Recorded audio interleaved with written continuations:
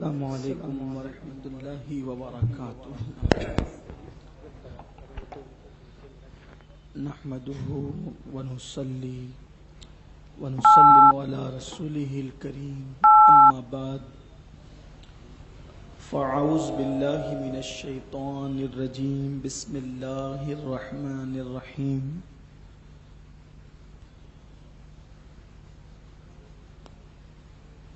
پڑھیے الصلاۃ والسلام علیک یا رسول اللہ،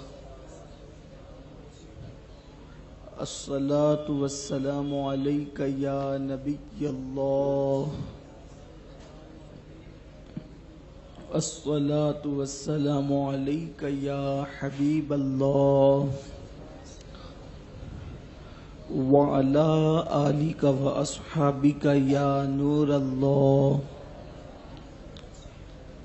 صلی اللہ تعالی علیہ وسلم۔ محترم معزز حجاج کرام،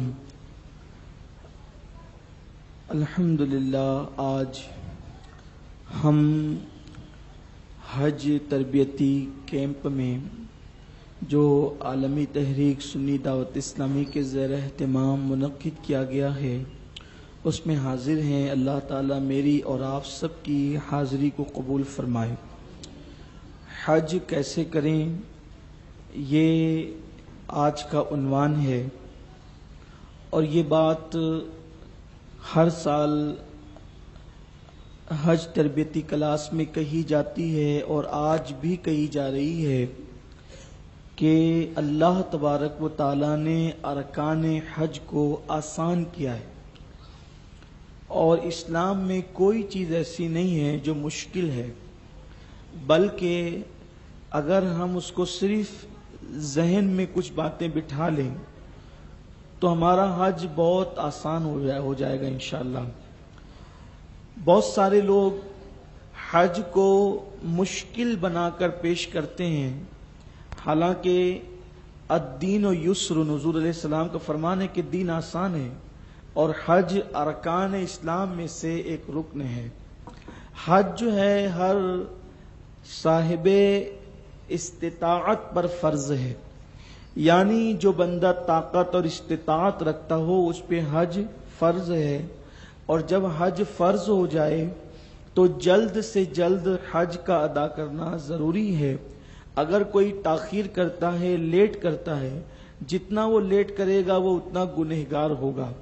اللہ کے حبیب صلی اللہ علیہ وآلہ وسلم فرماتے ہیں کہ جس میں حج کی استطاعت ہو اور وہ حج نہ کرے، یعنی حج کرنے کی طاقت ہو، اس پہ حج فرض ہو گیا ہو اور وہ حج نہ کرے، تو اللہ کے محبوب مصطفیٰ جان رحمت صلی اللہ علیہ وآلہ وسلم فرماتے ہیں یا تو وہ یہودی ہو کر مرے یا تو وہ نصرانی ہو کر مرے۔ یعنی حج فرض ہو جائے اور حج میں تاخیر کرنے والا، اس کے ایمان پر خاتمے کی گارنٹی نہیں رہتی، یعنی اس کا خاتمہ خراب ہو سکتا ہے۔ حج کن لوگوں پہ فرض ہے؟ حج ان لوگوں پر فرض ہے کہ وہ لوگ سفر کے اخراجات برداشت کر سکیں، یعنی سفر میں جتنا پیسہ لگتا ہے اس کے اخراجات کو اٹھا سکیں، ایک۔ دوسرا، جتنے دنوں تک وہ اپنے گھر سے غیر حاضر رہیں گے تو وہ اپنے بال بچوں کے اخراجات اپنی غیر حاضری کے موقع پر وہ ان کے اخراجات اٹھا سکیں، اور تیسرا یہ کہ وہ سفر کی صعوبتوں کو برداشت کر سکیں اور حج کے ارکان کو ادا کرنے کی طاقت رکھتے ہوں۔ ایسے لوگوں پہ حج فرض ہے۔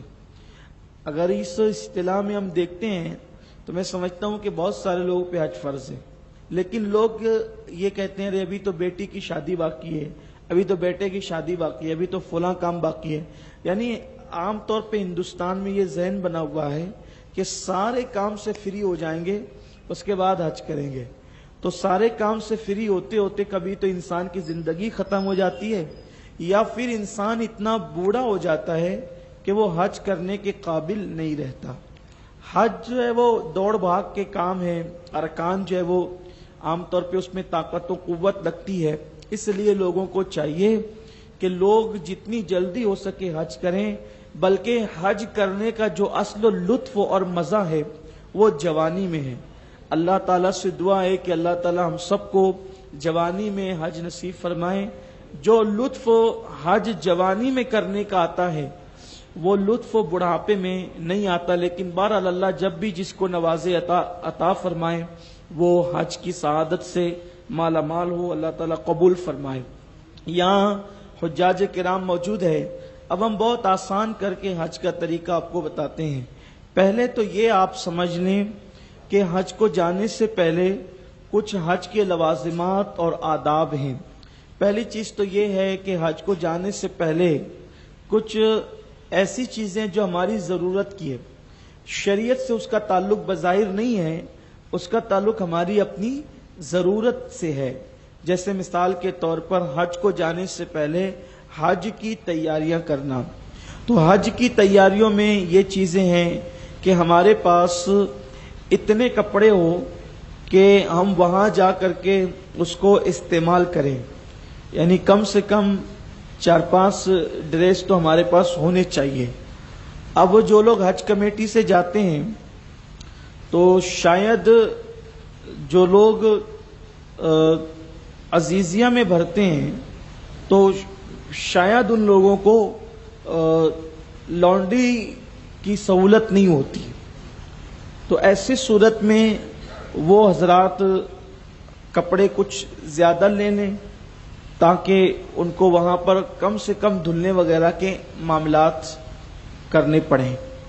دوسری چیز یہ ہے کہ جو لوگ ٹور سے جاتے ہیں اور جو لوگ یعنی کہ فرسٹ کلاس سے جاتے ہیں تو ان لوگوں کو عام طور پہ لانڈری کی سہولت ہوتی ہے، اور ٹور والے ہر ایک دن ناگا کر کے ہمیں کپڑے دھل کر کے دیتے ہیں، تو ٹور والوں کے لیے اتنا کوئی خاص مسئلہ نہیں ہے، کیونکہ ان کو ایک دن گیپ کر کے کپڑے وہ جتنے دیں گے اتنے ان کو دھل کر کے مل جائیں گے۔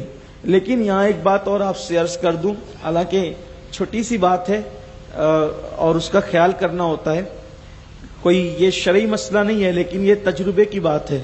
ہم وہاں پر لانڈری میں جو کپڑے دیتے ہیں تو عام طور پہ بنیان اور جو نیچے کے کپڑے دیتے ہیں تو وہ وہاں کے لانڈری والے اس کو پھینک دیتے ہیں، تو ہم کپڑے دیتے ہیں تو وہ بڑے کپڑے آتے ہیں، چھوٹے کپڑے اس کے ساتھ آتے ہی نہیں ہیں، کیونکہ وہ لوگ اس کو شمار نہیں کرتے بلکہ اس کو وہ پھینک دیتے ہیں۔ تو اس لیے اگر آپ لانڈری میں کپڑے دیں تو یا تو پہلے اس سے بات کر لیں جو لے کر جا رہا ہے کہ یہ کپڑے بھی تو واپس لائے گا دھل کے، اور اس کو انٹری کرا لیں تو ٹھیک ہے، اور اگر آپ نے نہیں کروائی تو وہ آپ کے کپڑے ہی وہ نیچے کے پھینک دیتے ہیں۔ تو اس لیے بڑے کپڑے دیں، چھوٹے کپڑے آپ اپنے ہاتھ سے اپنے روم میں اس کو دھل لیں، یہ چیز ہے۔ یہ ایک ایسی چھوٹی سی بات تھی جو میرے ذہن میں تھی، میں نے آپ کو عرض کر دیا۔ یہ عام طور پہ کتابوں میں یہ باتیں نہیں لکھی ہوئی ہوتی ہے۔ دوسری چیز یہ ہے کہ اگر آپ کمیٹی سے جا رہے ہیں تو آپ کمیٹی والوں سے یہ معلوم کر لیں کہ کھانے وغیرہ کا کیا سسٹم ہوگا، اور عام طور پر جو ہے وہ جو لوگ عزیزیہ میں بھرتے ہیں ان کو کھانا نہیں دیا جاتا، حج کے ایام کے علاوہ جو وہ مقیم ہوتے ہیں ان کو کھانا، تو ان کو یہاں سے چیزیں لے جانی پڑتی ہے۔ تب یہاں سے ہم لوگ جو ہے وہ آٹا وغیرہ وہ سب چیزیں لے کر کے جاتے ہیں۔ لوگوں کا ذوق ہے کھانے پکانے کی چیزیں، لیکن اب جو ہے وہ بہت آسانی ہو گئی ہے۔ آسانی یہ ہو گئی ہے کہ پیک بن ایسی چیزیں ملتی ہے کہ صرف گرم پانی میں آپ اس کو ڈال دیں اور اس کو جو ہے وہ جوش دے دیں تو آپ کا کھانا تیار ہو جاتا ہے، تو بہت زیادہ پریشان ہونے کی ضرورت نہیں ہے۔ بلکہ ایک اور چیز بھی اور آسان یہ ہے مشورتاً آپ کے لیے، اگر آپ ایسا بھی کر سکتے ہیں کہ آپ کے ساتھ کوئی کھانا پکانے والے لوگ نہ ہوں تو آدمی پریشان ہو جاتا ہے، دشواری میں آ جاتا ہے کہ کیا کریں، تو اس کے لیے ایک آسانی اور بھی ہو سکتی ہے کہ آپ حج کمیٹی سے جا رہے ہیں اور کسی پہچان کے ٹور سے اگر آپ جوائن ہو جائیں تو آپ کو یہ سہولت مل سکتی ہے کہ آپ جو ہے وہ 10 ریال میں 20 ریال میں جو بھی آپ اس سے طے کریں گے ٹور والے سے، تو وہ روزانہ آپ کو کھانا لا کر پہنچا سکتا ہے یا آپ وہاں جا کر کھانا لا سکتے ہیں۔ تو اس طریقے سے آپ کھانے پکانے کی صعوبت سے بھی بچ سکتے سستے کے اندر، وہ آپ کا اپنا معاملہ ہے، آپ اس کو جیسا پسند کریں۔ مالیگاؤں میں عام طور پہ محبتوں کا ماحول ہے، تو ہمارے لیے ایک آسانی یہ ہوتی ہے کہ اکثر ابھی حج کمیٹی والے یہ کرتے ہیں کہ ایک علاقے والوں کو ایک ساتھ وہ لے کے جاتے ہیں، یعنی اکثر تاریخ جب آتی ہے تو مالیگاؤں والوں کی ایک ساتھ آتی ہے، ناسک والوں کی ایک ساتھ آتی ہے، اکثر و بیشتر ایسا ہوتا ہے، تو 4-4 5-5 کا گروپ بن جاتا ہے، تو اس میں ایسا بھی ہوتا ہے کہ خواتین مل کر کے کھانا پکانا سب بانٹ لیتی ہے، تو اس میں بھی آسانی ہو جاتی ہے، اتنا دشواری کا کوئی میٹر وہاں نہیں ہوتا ہے، جو عام طور پہ پرانے حاجی لوگ آ کر کے ہمیں ڈراتے ہیں۔ وہ پرانے حاجی لوگ ہیں، مجھے معاف کریں، میں ان کی بے عزتی نہیں کر رہا ہوں، لیکن یہ چیز ہے کہ پرانے حاجی لوگ مالیگاؤں کی زبان میں خوب لمبی لمبی چھوڑ کر کے نئے لوگ کو ڈرا دیتے ہیں، تو وہ ڈر جاتے ہیں لوگ، تو پریشان ہو جاتے ہیں کہ کیا ہوگا کیا ہوگا، کچھ نہیں ہوگا۔ ہم جہاں جا رہے ہیں اللہ کے گھر جا رہے ہیں، ہم جہاں جا رہے ہیں اللہ کے گھر جا رہے ہیں اور اللہ کے مہمان بن کے جا رہے ہیں۔ اب آپ مجھے بتائیں، جو جتنا انسان جتنا عزت دار ہوتا ہے وہ اتنا اپنے مہمان کا اتنا خیال کرتا ہے، تو اللہ سے بڑا کون عزت والا ہو سکتا ہے؟ تو وہ بھی اپنے مہمانوں کا بڑا اکرام کرتا ہے، بڑی عزت دیتا ہے، اور وہاں جا کر کے ساری چیزیں آسان ہو جاتی ہے اگر بندہ یہاں سے کچھ سیکھ لے تو سب آسان ہے، نہیں سیکھے تو ظاہر سی بات ہے بغیر سیکھے تو پھر الف با بھی مشکل لگتا ہے نا، ABCD بھی مشکل لگتی ہے اگر نہیں سیکھے تو، اور سیکھ لے تو بڑی سے بڑی چیز آسان ہے۔ تو یہ چیزیں ہیں، تو آپ جو ہے وہ سامان لے جانا چاہیں حج کے مٹی سے تعلق رکھتے تو لے جائیں، اور ورنہ وہاں پر یہ سہولت آپ کو، لیکن آپ ایک کام یہ کریں گے کہ یہیں سے آپ طے کر کے جائیں گے کہ اگر آپ کو ٹور میں کسی ٹور کو جوائن کر کے کھانا وغیرہ کھانا ہے تو، یا پھر آپ کو پکانے کے لیے لے جانا ہے تو پکانے کی چیزیں بھی آپ لے کر جا سکتے ہیں۔ آپ پکانے کی چیزیں جو لے کر جائیں اس میں کوشش یہ کریں کہ جو چیز ہے نا اس کو انگلش میں کچھ لکھ کر کے اس پہ لگا دیں، تو اکثر ایسا نہیں ہوتا ہے لیکن کبھی کبھار ایسا ہوتا ہے، سعودیوں کے موڈ پر ہوتی ہے یہ بات، بڑے اکھڑ دماغ کے لوگ ہیں، کبھی کبھی ایسا ہوتا ہے کہ وہ چاہیں گے تو ایسے ہی چھوڑ دیں گے، اور کبھی کبھی جو ہے وہ موڈ آف رہے گا تو وہ آپ سے چیزیں کھلواتے بھی ہیں، اس میں کیا ہے کھول کے بتاؤ، اب وہ اس میں آپ آٹا ہے وہ بولیں گے یہ کیا ہے، حلازہ کیا ہے یہ، اب آپ کو عربی نہیں آتی، اس کو جو ہے وہ اردو نہیں آتی، تو وہ پریشان کرتے ہیں، کچھ چیزیں جمع بھی کر لیتے ہیں، لیکن اگر آپ اس کو چپکا دیں کہ اس میں یہ چیز ہے انگلش میں لکھ کے لگا دیں تو وہ آپ کے لیے پوچھے گا بھی نہیں، وہ آپ کے لیے آسانی ہوتی ہے۔ تو یہ چیزیں ہیں، کپڑے ہونے چاہیے آپ کے پاس، آپ کو جو مرض ہے اس مرض کی دوائیاں آپ کے پاس ہونی چاہیے اور زیادہ ہونی چاہیے۔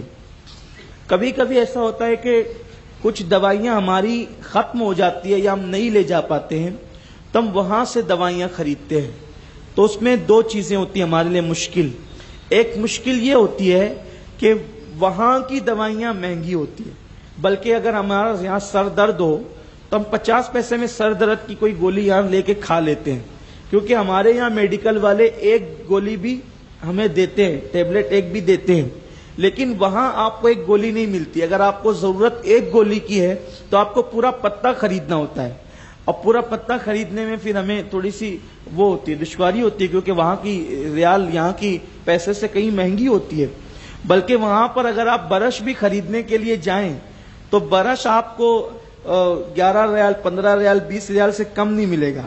اب آپ سوچئے یہاں جو اچھے سے اچھی کوالٹی کا برش ہم 50 روپے میں خرید لیتے ہیں، اب 11 ریال کتنا ہو رہا ہے، تو 18 روپے کے حساب سے بھی اگر آپ پکڑ لیں تو کتنا ہوتا ہے۔ تو اس طرح سے آدمی کو، اور ظاہر سی بات ہے کتنا بھی مالدار آدمی حج کے لیے جائے تو وہ ایک محدود رقم لے کر جاتا ہے، تو وہاں اس کو سنبھل کے خرچ کرنا ہوتا ہے نا، کہ تاکہ کسی کے آگے ہاتھ نہ پھیلانا پڑے۔ آپ بہت اپنی پوری دولت تو اٹھا کر کے کوئی لے کر نہیں جا سکتا نا، ایک لمٹ میں پیسہ لے جانا ہوتا ہے، تو زیادہ سے زیادہ چیزیں آپ یہیں سے لے جائیں، وہاں آپ کو بہت مہنگا پڑتا ہے کوئی چیز وہاں خریدنا، تو اور کچھ زیادہ لے جائیں، آپ کو جتنی ضرورت ہے اس سے آپ زیادہ چیزیں لے کر کے جائیں۔ اس کی وجہ یہ کہ یہ سنت ہے، اللہ کے رسول صلی اللہ علیہ وسلم کے دور میں یمن کے جو حاجی ہوتے تھے، یمنی حاجی، تو وہ کہتے تھے کہ ہم اللہ کی راہ میں نکل رہے ہیں تو ہم اللہ کے توکل پہ نکل رہے ہیں اور کچھ نہیں لے کر جا رہے ہیں۔ پھر وہ کیا کرتے تھے، جب وہاں پہنچتے تھے تو اس سے مانگ اس سے مانگ اس سے مانگ، تو اللہ نے منع فرمایا کہ یہ عادت اچھی نہیں ہے کہ اللہ کے توکل پہ نکلو اور کچھ نہ لے کر نکلو، بلکہ بہتر یہ ہے کہ جتنی ضرورت ہے اس سے زیادہ لے کر کے نکلو، اور خود بھی اپنا استعمال کرو اور دوسروں کو بھی استعمال کے لیے دو، کیونکہ یہ مقبول حج کی علامت ہے۔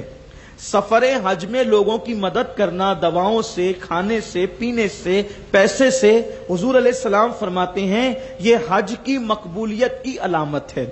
تو کوشش یہ کریں کہ آپ اتنی اور ایسی چیزیں لے کر کے جائیں کہ وہاں آپ کو کسی سے مانگنا نہ پڑے، بلکہ آپ لوگوں کو خود دیں اور لوگوں کی آپ مدد کریں۔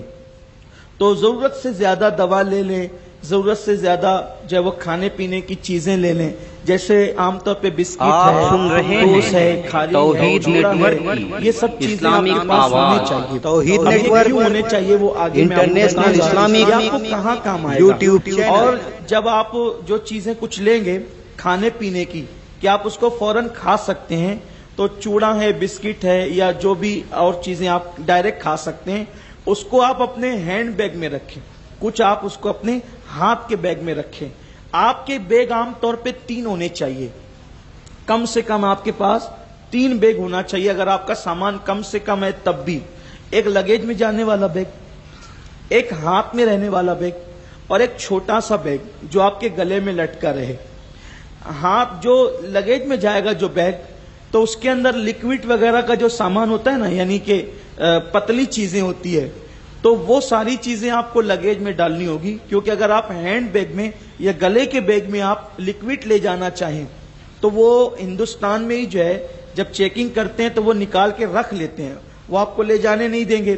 آپ گھر والوں کو بھی نہیں دے سکتے، کیونکہ اندر جانے کے بعد، یعنی بورڈنگ لینے کے بعد، جب آپ اندر فلائٹ میں بیٹھنے کے لیے جاتے ہیں تو بیچ میں چیکنگ ہوتی ہے، گھر والے بھی جا چکے ہیں اور اب آپ پلین میں بھی نہیں لے جا سکتے، تو وہ آپ کا سارا سامان وہیں روک لیتے ہیں لکوڈ۔ جیسے مثال کے طور پر آپ کے پاس سر میں لگانے کا تیل ہے، ڈبہ ہے، اب آپ کو وہاں تو سر میں لگانے کے لیے تیل چاہیے، تب آپ نے اس کو ہینڈ بیگ میں رکھ لیا، ہاتھ کے بیگ میں، اب اس کو وہ ہاتھ میں نہیں لے جانے دے گا آپ کو، تو وہ کیا کرے گا، وہ اس کو وہیں نکال کر کے رکھ لے گا۔ اس لیے ایسی جو چیزیں ہیں، تیل ہے، لکوڈ ہے، جو سامان ہے، اس کو لگیج میں آپ کو ڈالنا ہوگا۔ ایک بات، کپڑے وغیرہ بھی سب کو آپ لگیج میں رکھنا ہوگا۔ پھر احرام جو ہے، ایک کم سے کم احرام، اگر آپ پہلے مکہ شریف جا رہے ہیں تو وہ آپ کو ہینڈ بیگ میں رکھنا ہوگا۔ اسی طریقے سے آپ کو پاسپورٹ، ٹکٹ، یہ سب چیزیں جو ہے وہ اپنے گلے پر جو آپ بیگ لٹکائیں گے اس میں آپ کو رکھنا ہوگا۔ اور جو آپ کا ہینڈ بیگ ہو اس میں آپ اپنے پاسپورٹ کے ساتھ اپنے بیگ کے اندر ایک کاغذ پر اپنا نام، اپنے گھر کا مکمل ایڈریس اور اپنا فون نمبر، یہ سب چیزیں آپ اس میں ڈال کر کے رکھیں۔ اللہ نہ کرے کبھی ایسا ہوا کہ وہ کھو گیا، تو عام طور پر ایسا ہی ہوتا ہے کہ فون لگا کر کے وہ آپ کو انڈیا کا نمبر ہو اور وہاں کا نمبر ہو، وہ چیزیں ہونی چاہیے، تو اس سے آپ کو کوئی چیز گم جائے اللہ نہ کرے تو ملنے میں آسانی ہو جاتی ہے۔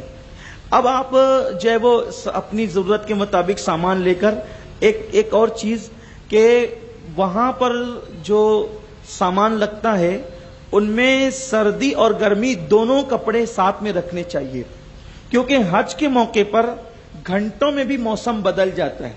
ہمارے ہاں کیسا ماحول ہے کہ گرمی ہے، سردی ہے، بارش ہے، عام طور پر ایسا بہت کم ہوتا ہے ہمارے یہاں کہ سردی میں بھی بارش ہو جاتی ہے، یا عام طور پر ہمارے یہاں ایسا کم ہوتا ہے کہ مئی میں بھی ٹھنڈی لگنے لگتی ہے، ایسا بہت کم ہوتا ہے۔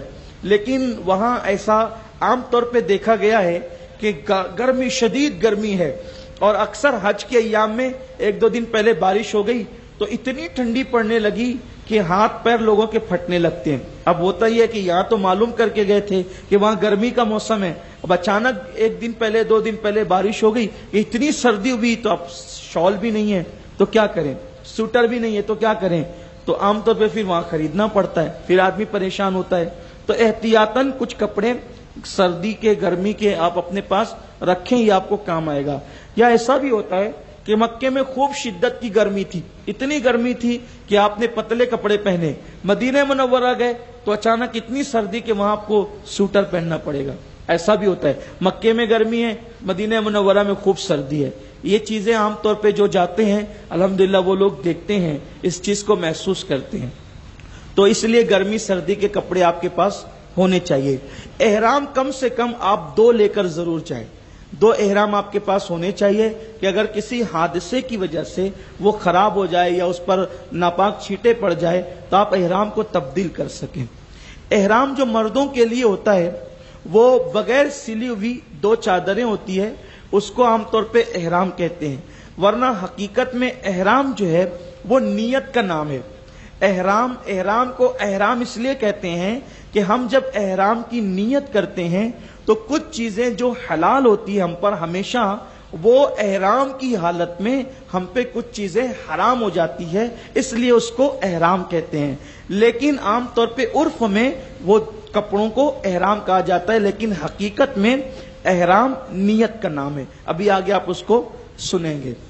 پھر اس کے بعد گھر سے نکلنے سے پہلے آپ اپنے رشتہ داروں سے، آپ اپنے پڑوسیوں سے، اپنے احباب سے خود جا کر مل کر اپنے حقوق معاف کرائیں، خود جا کر ملے بولا چلا معاف کرائیں، کہ یہ سنت ہے کہ اللہ نہ کرے اگر آپ نے لوگوں سے معافی تلافی رشتہ داروں سے نہیں کی اور آپ پر کسی کا حق باقی رہ گیا تو وہ آپ کے حج کی راہ میں رکاوٹ کا سبب بن سکتا ہے۔ اس لیے حاجی کو چاہیے کہ وہ شرمائے بغیر خود سے لوگوں کے پاس جائے اور اپنے بیگانے سب سے اگر کسی سے کوئی ذاتی دشمنی بھی ہو، کوئی اختلاف بھی ہو، تو خود جا کے معافی مانگ لیں۔ یہی اسلام کا عظیم قانون ہے کہ ایسے موقع اللہ عطا کرتا ہے کہ اس موقع پہ جانے والے کا قد چھوٹا نہیں ہوتا بلکہ اس کا قد بڑھ جاتا ہے۔ اور اللہ کے رسول صلی اللہ علیہ وسلم فرماتے ہیں معافی مانگنے سے انسان ذلیل نہیں ہوتا بلکہ انسان کی عزت بڑھ جاتی ہے۔ تو یہ سنتوں میں سے ایک سنت ہے، ملے ملائیں، اور اس کے بعد پھر جب جانے کا وقت آ جائے تو اپنے شہر ہی کے اندر، چونکہ آپ بمبئی جائیں گے اور ڈائریکٹ ایئرپورٹ جائیں گے، یا بمبئی جا کر اگر آپ حج ہاؤس میں قیام بھی کریں یا لاج میں بھی قیام کریں تو اتنی سہولتیں وہاں نہیں ہوتی، اس لیے آپ اپنے گھر سے ہی احرام کی تیاری کر لیں۔ بلکہ اگر آپ اپنے گھر پر مالیگاؤں میں ہی اگر احرام کی نیت سے غسل کر لیں تو یہ بھی جائز ہے، چلے گا، بہتر ہے۔ یعنی اگر وہاں ڈائریکٹ ایئرپورٹ جائیں گے اور آپ وہاں احرام باندھیں گے تو عام طور پر ایئرپورٹ پر غسل خانے کا اہتمام ایئرپورٹ کے اندر نہیں ہوتا، اور ہم لوگ اپنی سہولت سے جاتے ہیں 4 گھنٹہ 6 گھنٹہ پہلے، تو یہاں بھی احرام کی نیت سے غسل کیا جا سکتا ہے، یہ جائز ہے، اس میں کوئی حرج نہیں ہے۔ جب احرام کی نیت سے غسل کریں گے تو اس کی کچھ سنتیں ہیں۔ سنتیں اس کی یہ ہے، مرد اور عورت دونوں کے لیے سنت یہ ہے کہ جسم پر جو غیر ضروری بال ہیں جن کا نکالنا سنت ہے تو وہ بالوں کو جدا کر دیں اور خوب مل کر کے اہتمام کے ساتھ غسل کریں، اور اس کے بعد پھر آپ اپنے معمول کے کپڑے پہن لیں۔ اب گھر سے نکلنا ہو تو سنت یہ ہے کہ 4 رکعت نماز نفل آپ اپنے گھر کے اندر سفر کی نیت سے پڑھیں، اور ان 4 رکعتوں کے اندر چاروں قل پڑھیں۔ پہلی رکعت میں سورہ فاتحہ کے بعد قل یا ایھا الکافرون، دوسری میں قل هو اللہ، تیسری میں قل اعوذ برب الفلق، اور چوتھی میں قل اعوذ برب الناس۔ یہ 4 رکعت پڑھیں۔ اس کی فضیلت میں حدیث پاک میں آتا ہے کہ اگر کوئی بندہ سفر پر نکلتے وقت، یہ صرف سفر حج کے لیے نہیں ہے بلکہ ہر سفر کے لیے سنت ہے، یعنی کہ نفل کے حکم میں حضور کی عادت کریمہ تھی کہ حضور علیہ السلام سفر پر جاتے وقت 4 رکعتیں پڑھتے تھے۔ حدیث پاک میں آیا ہے کہ جو سفر پر جاتے وقت اگر ان 4 رکعتوں کو اس ترتیب سے پڑھے گا تو جب تک وہ لوٹ کر نہیں آ جاتا یہ 4 رکعتیں اس کی اولاد کی، اس کی مال کی، اس کے گھر کی اور اس کی جان کی حفاظت کرتی رہے گی۔ تو یہ بہت یعنی کہ فضیلت والی ہے، تو 4 رکعت پڑھ لیں۔ 4 رکعت نہیں پڑھ سکتے تو 2 رکعت پڑھ لیں۔ عام طور پہ مالیگاؤں میں ایک عرف ہے کہ لوگ مسجد میں جا کر نماز پڑھتے ہیں، حالانکہ سفر کی نماز گھر میں پڑھنا یہ سنت ہے۔ اب گھر میں پڑھ کر ایک اور بات، شہر مالیگاؤں میں شاید یہ مسئلہ کسی نے غلط عام کر دیا ہے کہ اگر ہم نماز پڑھ کے ایک مرتبہ گھر سے باہر نکل گئے، دعا کر لی، تب واپس گھر کے اندر کسی ضرورت کے تحت نہیں جا سکتے۔ یہ غلط مسئلہ ہے، ایسا کچھ نہیں ہے۔ اگر آپ نے دعا کر لی ہے، نماز پڑھ لی ہے، گھر سے باہر نکل گئے ہیں، اگر کسی ضرورت کے تحت گھر کے اندر جانا پڑے تو آپ بالکل جا سکتے ہیں، اس میں کوئی حرج نہیں ہے۔ یہ ایک مسئلہ لوگوں نے غلط بیان کیا۔ کچھ سارے ایسے مسائل ہیں کہ جو عوام نے اپنی مرضی سے گڑھ لیا ہے اور اس کو اتنی شدت سے رائج کر دیا ہے کہ لوگ اس میں ڈرتے ہیں، پریشان ہوتے ہیں، پرابلم میں آتے ہیں۔ ایسی کوئی بات نہیں ہے۔ اپنی جتنی ضرورت کی چیزیں ہیں وہ 2-3 دن پہلے آپ بھر کر کے رکھ لیں، کیونکہ جاتے وقت یہ چیز کہاں ہے وہ چیز کہاں ہے، آدمی اکثر جو ہے وہ ایک حج کا شوق ہوتا ہے نا، ایک حج کا ذوق ہوتا ہے، اس کا ایک خمار ہوتا ہے، تو آدمی اجلت میں بہت ساری چیزوں کو بھول جاتا ہے، تو پہلے ہی سے تیاری کر کے رکھ لیں۔ مردوں کے لیے اب آئیے ہم اپنے گھر سے نکلیں اور دعا کریں سب کے لیے، پوری امت کے لیے، کیونکہ اب آپ گھر سے جیسے ہی نکلے تو آپ کا سفر حج شروع ہو گیا، اور ہر قدم پر آپ کی نیکی لکھی جا رہی ہے، ہر قدم پہ حج کی نیکی لکھی جا رہی ہے۔ آپ گاڑی میں بیٹھے سفر کی دعا پڑھیں، اور سفر کی ایک سنت آپ کو یہ بھی بتا دوں، حدیث پاک میں آتا ہے کہ جو یعنی کہ سواری پہ بیٹھتے ہوئے بسم اللہ پڑھ لے تو جتنے قدم اس کی سواری چلے گی ہر قدم پر نیکی لکھی جائے گی۔ تو یہ بھی برکت کی بات ہے، بسم اللہ شریف پڑھیں، درود شریف پڑھیں، سفر کی دعا پڑھیں، اور ہو سکے تو ایک سنت اور ادا کریں، اذا جاء نصر اللہ، یہ جو ہے وہ سورہ مبارکہ، اس سے پہلے قل یا ایھا الکافرون، پھر اس کے بعد اذا جاء، پھر اس کے بعد تبت یدا چھوڑ کر قل هو اللہ، پھر فلق ناس، اور پھر اس کے بعد پھر بسم اللہ، یعنی یہ صورتیں اگر آپ پڑھتے ہیں 5 صورتیں تو اس کی بڑی فضیلت ہے۔ آقا علیہ السلام فرماتے ہیں کہ اس سفر میں آپ کو کوئی نقصان نہیں ہوگا، آنے والی مصیبتیں آنے سے پہلے ٹل جائے گی، اس کی بڑی برکت ہے، اور خیر کے ساتھ اللہ تعالیٰ آپ کو، اگر اللہ نے زندگی لکھی ہے تو خیر کے ساتھ آپ کو واپسی نصیب ہوگی۔ تو یہ صورتیں بھی پڑھ لیں۔ ایک اور بات میں نے آپ کو یہ بات بتائی کہ جو 4 رکعت آپ کو گھر میں پڑھنا ہے سفر کی نیت سے، چاروں قل پڑھنا ہے، قل یا ایھا الکافرون، قل هو اللہ، قل اعوذ بالفلق، قل اعوذ بالناس۔ کچھ لوگ قل یا ایھا الکافرون پڑھ نہیں پاتے، تھوڑا سا اس پہ بار بار لا اعبد ما تعبدون آیا ہے نا، تو اس میں لوگ جو ہے وہ جنبل ہو جاتے ہیں، عوام اس کو پڑھنے میں دشواری محسوس کرتی ہے۔ تو ایسی صورت میں کوئی لازمی نہیں ہے، فرض واجب نہیں ہے کہ یہ چاروں ہی پڑھیں۔ اگر آپ کوئی صورت پڑھنے میں آپ کو دشواری ہوتی ہے تو جو آپ صورت پڑھنا چاہتے ہیں وہ پڑھ لیں، اور 4 رکعت اس طریقے سے مکمل پڑھیں تو انشاءاللہ اس کی برکتیں بھی آپ کو نصیب ہوگی۔ کوشش کریں کہ آپ کا جو فلائٹ ہے اس فلائٹ سے آپ پہلے پہنچیں، کم سے کم آپ 4 گھنٹہ پہلے ایئرپورٹ پر پہنچیں، کم سے کم۔ کیوں؟ اس لیے کہ ایک تو موسم کا کوئی بھروسہ نہیں، پھر اس کے بعد ممبئی کا ہمارا جو ممبئی جانا ہوتا ہے، رستے کا روڈ کا کام چالو ہے، کبھی بھی ٹریفک جام ہو جاتی ہے، تو آپ بالکل ٹکو ٹک ٹائم لے کر کے نہیں نکلیں، بلکہ زیادہ ٹائم لے کے نکلیں۔ وقت سے پہلے پہنچ جانا کوئی عیب کی بات نہیں ہے، لیکن آپ زیادہ ٹائم لے کر یہاں سے نکلیں۔ اور پھر آپ ایئرپورٹ اگر پہنچنا ہے ڈائریکٹ آپ کو ایئرپورٹ آپ پہنچیں گے، پہنچنے کے بعد آپ اپنا پاسپورٹ اور جو ٹکٹ ہے وہ نکال لیں، اور نکالنے کے بعد آپ اندر داخل ہو جائیں، انٹرنیشنل پر عام طور پہ اندر داخل ہو جائیں۔ آپ کوشش یہ کریں کہ جو لوگ حج کو جا رہے ہیں ہو سکے تو اپنے ہم خیال لوگوں کا 8-10 لوگوں کا یہیں سے گروپ بنا لیں، یہیں سے، یہاں نہیں بن پاتا ہے تو وہاں مالیگاؤں والے ملتے ہیں ایک دوسرے سے تو ایک گروپ بن جاتا ہے۔ گروپ بننے میں کیا ہوتا ہے، بہت ساری مشکلیں آسان ہو جاتی ہیں۔ گروپ کے ساتھ حج کرنے میں، عمرہ کرنے میں بہت ساری مشکلیں آسان ہو جاتی ہے، اور ہم خیال لوگوں کا اگر گروپ مل جائے تو پھر ایسا لگتا ہی نہیں کہ ہم سفر میں، بلکہ انسان بھرپور جو ہے وہ سفر حج میں انجوائے کر سکتا ہے، اور اس کے لیے بہت ساری مشکلیں آسان ہو جاتی ہے۔ گروپ بنا لے ہم خیال لوگوں کا۔ اندر داخل ہوئے، اندر داخل ہونے کے بعد آپ پہلے یہ کام کریں کہ کاؤنٹر پر جائیں۔ عام طور پر جو حج کمیٹی کے لوگ ہوتے ہیں ان کو ایئر انڈیا سے جانا ہوتا ہے، ایئر انڈیا سے جانا ہوتا ہے، انڈین ایئر لائن سے، تو وہاں پر کاؤنٹر ہوتے ہیں، وہاں آپ جائے، وہ لوگ ہندی بولتے ہیں، اردو بولتے ہیں، اپنے لیے کوئی مشکل نہیں ہوتا ہے، آسان ہوتا ہے۔ آپ ٹکٹ بتائیں، اپنا پاسپورٹ دیں، آپ کو وہ بورڈنگ دے دیتے ہیں، اور آپ کا سامان وہ لے لیتے ہیں۔ سامان لے لیا، بورڈنگ دے دیا، ایک مرحلہ آپ کا آسان ہو گیا۔ جو لوگ حج کمیٹی سے نہیں جاتے، ٹور وغیرہ سے جاتے ہیں، مختلف ایئر لائنس ہوتی ہے، زیادہ تر ان کی سعودی ایئر لائن ہوتی ہے یا ایئر انڈیا ہوتی ہے یا اور کوئی ہوتی ہے، تو وہ آپ کو پہلے سے بتا دیتے، لیکن زیادہ تر حج کمیٹی کے علاوہ جو ٹور ہوتے ہیں وہ سعودی ایئر لائن سے لے جاتے ہیں یا حج کمیٹی سے لے جاتے ہیں، اور دوسری ایئر لائن بہت کم ہوتی ہے۔ تو وہاں سعودی ایئر لائن پہ بھی کاؤنٹر پہ آپ جائیں گے تو وہ وہاں کے لوگ بھی انڈیا میں اردو بولتے ہیں، ہندی بولتے ہیں، اور اس طریقے سے آپ نے پاسپورٹ بتایا، ٹکٹ بتائی، آپ کو بورڈنگ مل گئی۔ بورڈنگ کبھی کبھی وہ ایسا کرتے ہیں کہ ریٹرن کی بھی دیتے ہیں بورڈنگ، آپ کو واپسی کی بھی بورڈنگ آپ کو دے دیتے ہیں۔ تو آپ اس کو اپنے پاس سنبھال کے رکھیں. عام طور پہ یہ وہی بورڈنگ پر آپ واپس بھی آ سکتے ہیں، لیکن اگر وہ آپ کے پاس نہ رہے اور آپ کے پاس جو ٹکٹ ہے، ٹکٹ ریٹرن کا ہوتا ہے، تو وہ ٹکٹ پھر آپ بتائیں گے تو دوبارہ بھی آپ کو بورڈنگ مل سکتی ہے، لیکن وہ عام طور پہ ریٹرن کی دیتے ہیں، اور اگر ریٹرن کی نہ بھی دے تو پریشان ہونے کی کوئی ضرورت آپ کو نہیں ہے.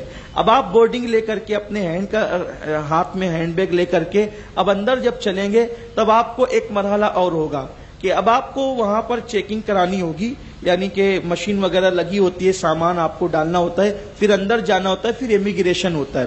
تو امیگریشن پر پھر آپ کو وہاں کھڑے رہنا ہے اور پھر وہ پاسپورٹ آپ دیں گے. حاجیوں کے ساتھ ہندوستان کے ایئرپورٹ پہ بھی بہت سہولت ہوتی ہے. یہاں کے غیر مسلم لوگ بھی حج کو جانے والے کی بڑی عزت کرتے ہیں اور وہ ان کے لیے بہت ساری سہولتیں فراہم کرتے ہیں، آسانیاں ہوتی ہے. کوئی دشواری انڈیا ایئرپورٹ پر الحمدللہ ہمارے ہاں نہیں ہوتی. آپ پاسپورٹ دیں گے، بورڈنگ بتائیں گے، وہ سکہ لگا دیں گے، آپ اندر جائیں گے. اب آپ کا مرحلہ مکمل ہو گیا، ختم. اب آپ کو صرف فلائٹ میں بیٹھنا ہے، یہی مرحلہ ہے. اس پہ گیٹ وغیرہ لکھا ہوتا ہے اور کتنے نمبر گیٹ پر ہم کو جانا ہے، تو عام طور پہ وہ گیٹ وغیرہ اس پہ لکھا ہوتا ہے، ہم دیکھ لیں، آسانی کے ساتھ لکھے ہوتے ہیں اور اس کے مطابق گیٹ پہ چلے جائیں. پڑھنا نہیں آتا، کچھ لوگ موجود ہوتے ہیں رہنمائی کے لیے، وہ کوئی مسئلہ نہیں ہوتا ہے، یا اگر کوئی نہ ہو تو آپ بھی پوچھ لیں تو بھی آپ کا مسئلہ آسان ہو جائے گا. اب آپ کو بیٹھنا فلائٹ میں ہے.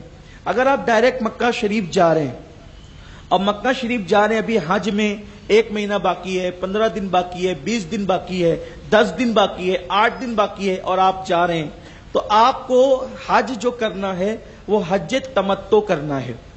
حج تمتع، حج کی 3 قسم ہے. ایک حج قران ہے. عام طور پر ہندوستان والے حج قران نہیں کرتے، کیونکہ حج قران جس کو کہتے ہیں، معاف کیجیے گا، ایک ہے حج افراد. حج افراد ہندوستان والے عام طور پہ حج افراد نہیں کرتے، کیونکہ جو حج افراد ہوتا ہے اس میں جو احرام باندھتے ہیں وہ صرف حج کی نیت سے احرام باندھتے، صرف حج کی نیت سے، اور جب تک حج نہیں ہو جاتا احرام بندھا رہتا ہے. اس کو کہتے ہیں حج افراد. انڈیا والے حج افراد عام طور پر نہیں کرتے. ہم جو حج کرتے ہیں وہ 2 طرح کا حج کرتے ہیں، ایک حج قران کرتے ہیں یا حج تمتع کرتے ہیں.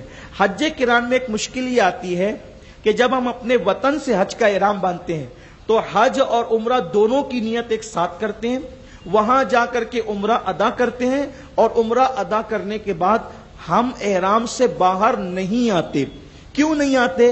اس لیے کہ ہم نے قران کیا ہے، یعنی ہم نے حج اور عمرہ کا احرام ایک نیت کے ساتھ باندھا ہے.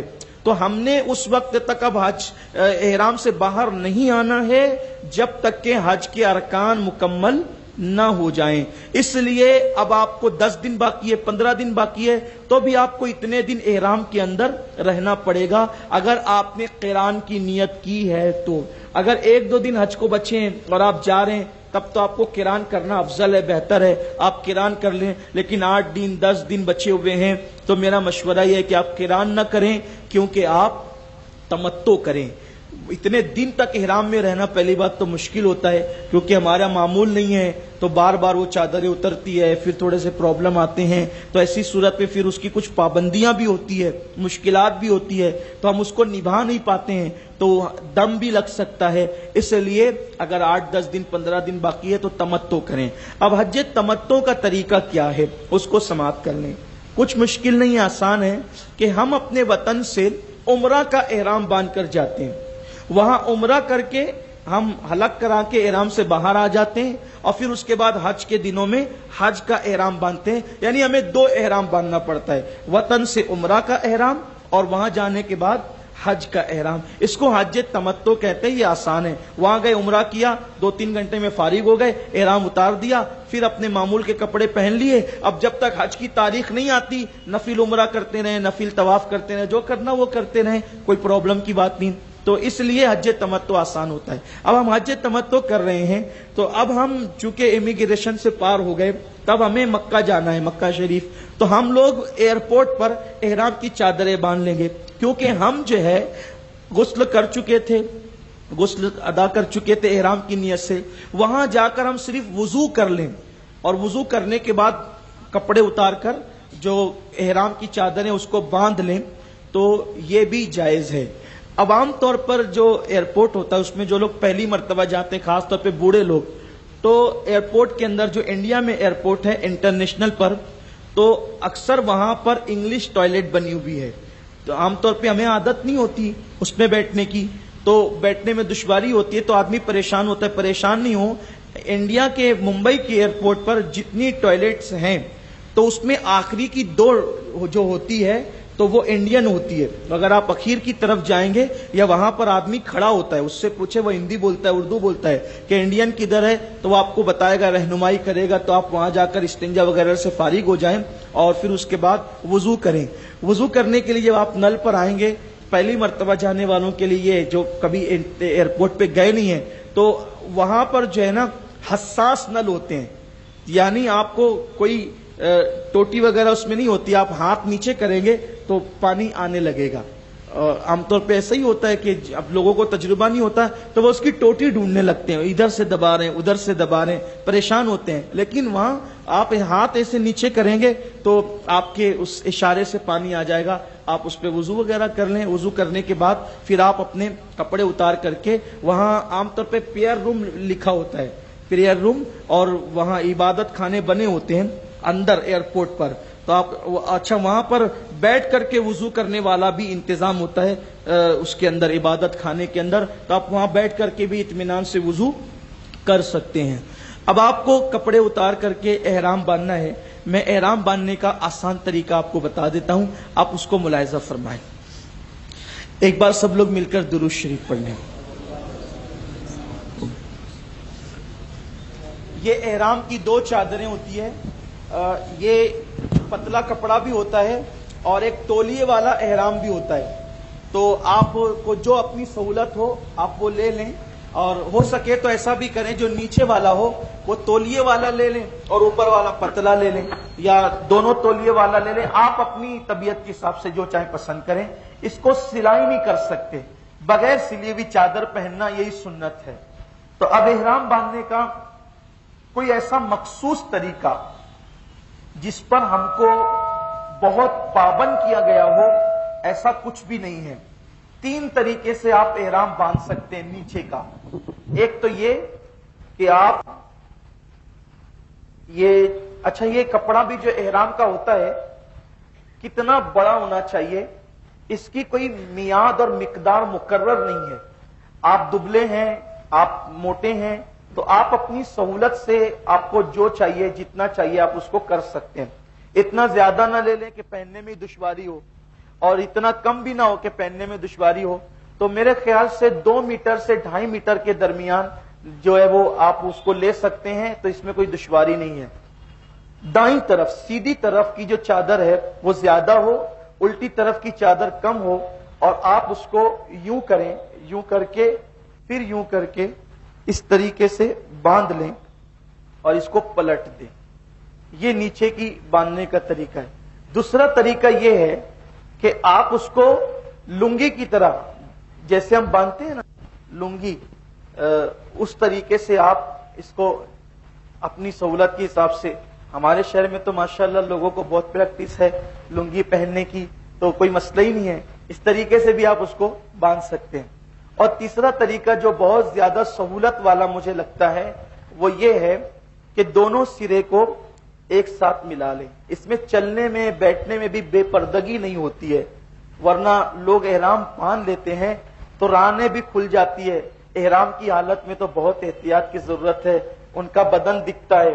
یہ جو طریقہ ہے یہ بہت محفوظ طریقہ ہے، عام طور پہ اسی طریقے کو میں پسند بھی کرتا ہوں، اور یہی طریقہ مجھے اچھا بھی لگتا ہے، اور اس میں زیادہ پردہ ہے، سطر پوشی اس میں زیادہ ہے۔ یوں آپ باندھ لیں۔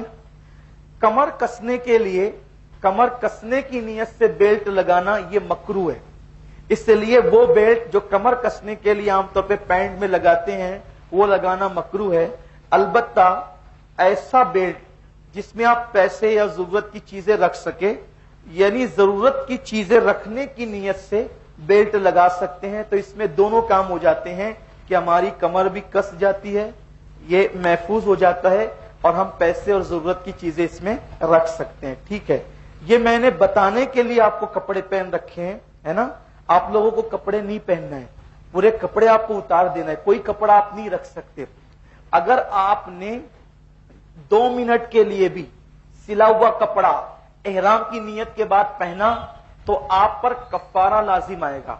کفارہ کیا ہوگا؟ اگر 2 منٹ کم سے کم پہنا، 1 منٹ پہنا، تو آپ کو 1 مٹھی بھر کھجور صدقہ کرنا پڑے گا. یہ کفارہ مختلف ہے. آپ سن رہے ہیں توحید نیٹ ورک کی اسلامک آواز، Tawheed network international Islamic YouTube channel. اکثر دن پہنا تو ایسی صورت میں آپ کو دم دینا پڑے گا. ہمیشہ دم نہیں دینا پڑتا ہے، دم دینے کے لیے کوئی مقدار مقرر ہے. ٹھیک ہے، اس کا بھی آپ خیال فرمائیں.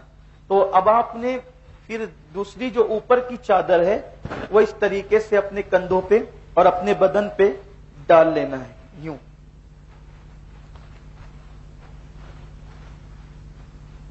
یہ، اور اب آپ نے سارے سلے ہوئے کپڑے نکال دیے اور یہ آپ نے پہن لیا. اس طریقے سے احرام میں رہنا یہ سنت ہے. کچھ لوگ کیا کرتے ہیں، ایئرپورٹ سے ہی ایسے کرنے لگتے ہیں، ایسے کر کے وہ گھومنے لگتے ہیں. یہ مکروہ ہے. یہ کب کرنا ہوگا وہ ابھی آگے آپ کو انشاءاللہ بتایا جائے گا. جب بھی آپ حالت احرام میں رہیں گے تو ہمیشہ ایسے ہی رہیں گے، اور احرام کی حالت میں ٹوپی یا امامہ وغیرہ آپ کو نہیں پہننا ہے. اس وقت آپ کو سر کھلا رکھنا ہے. ابھی آپ نے یہ چادر اوڑھ لی، ٹھیک ہے، وضو کر لیا تھا، آپ نے احرام کی چادریں بھی اوڑھ لی، لیکن ابھی آپ محرم نہیں ہوئے. یعنی احرام کی پابندی آپ پر صرف چادر اوڑھنے کی وجہ سے لازم نہیں آئی.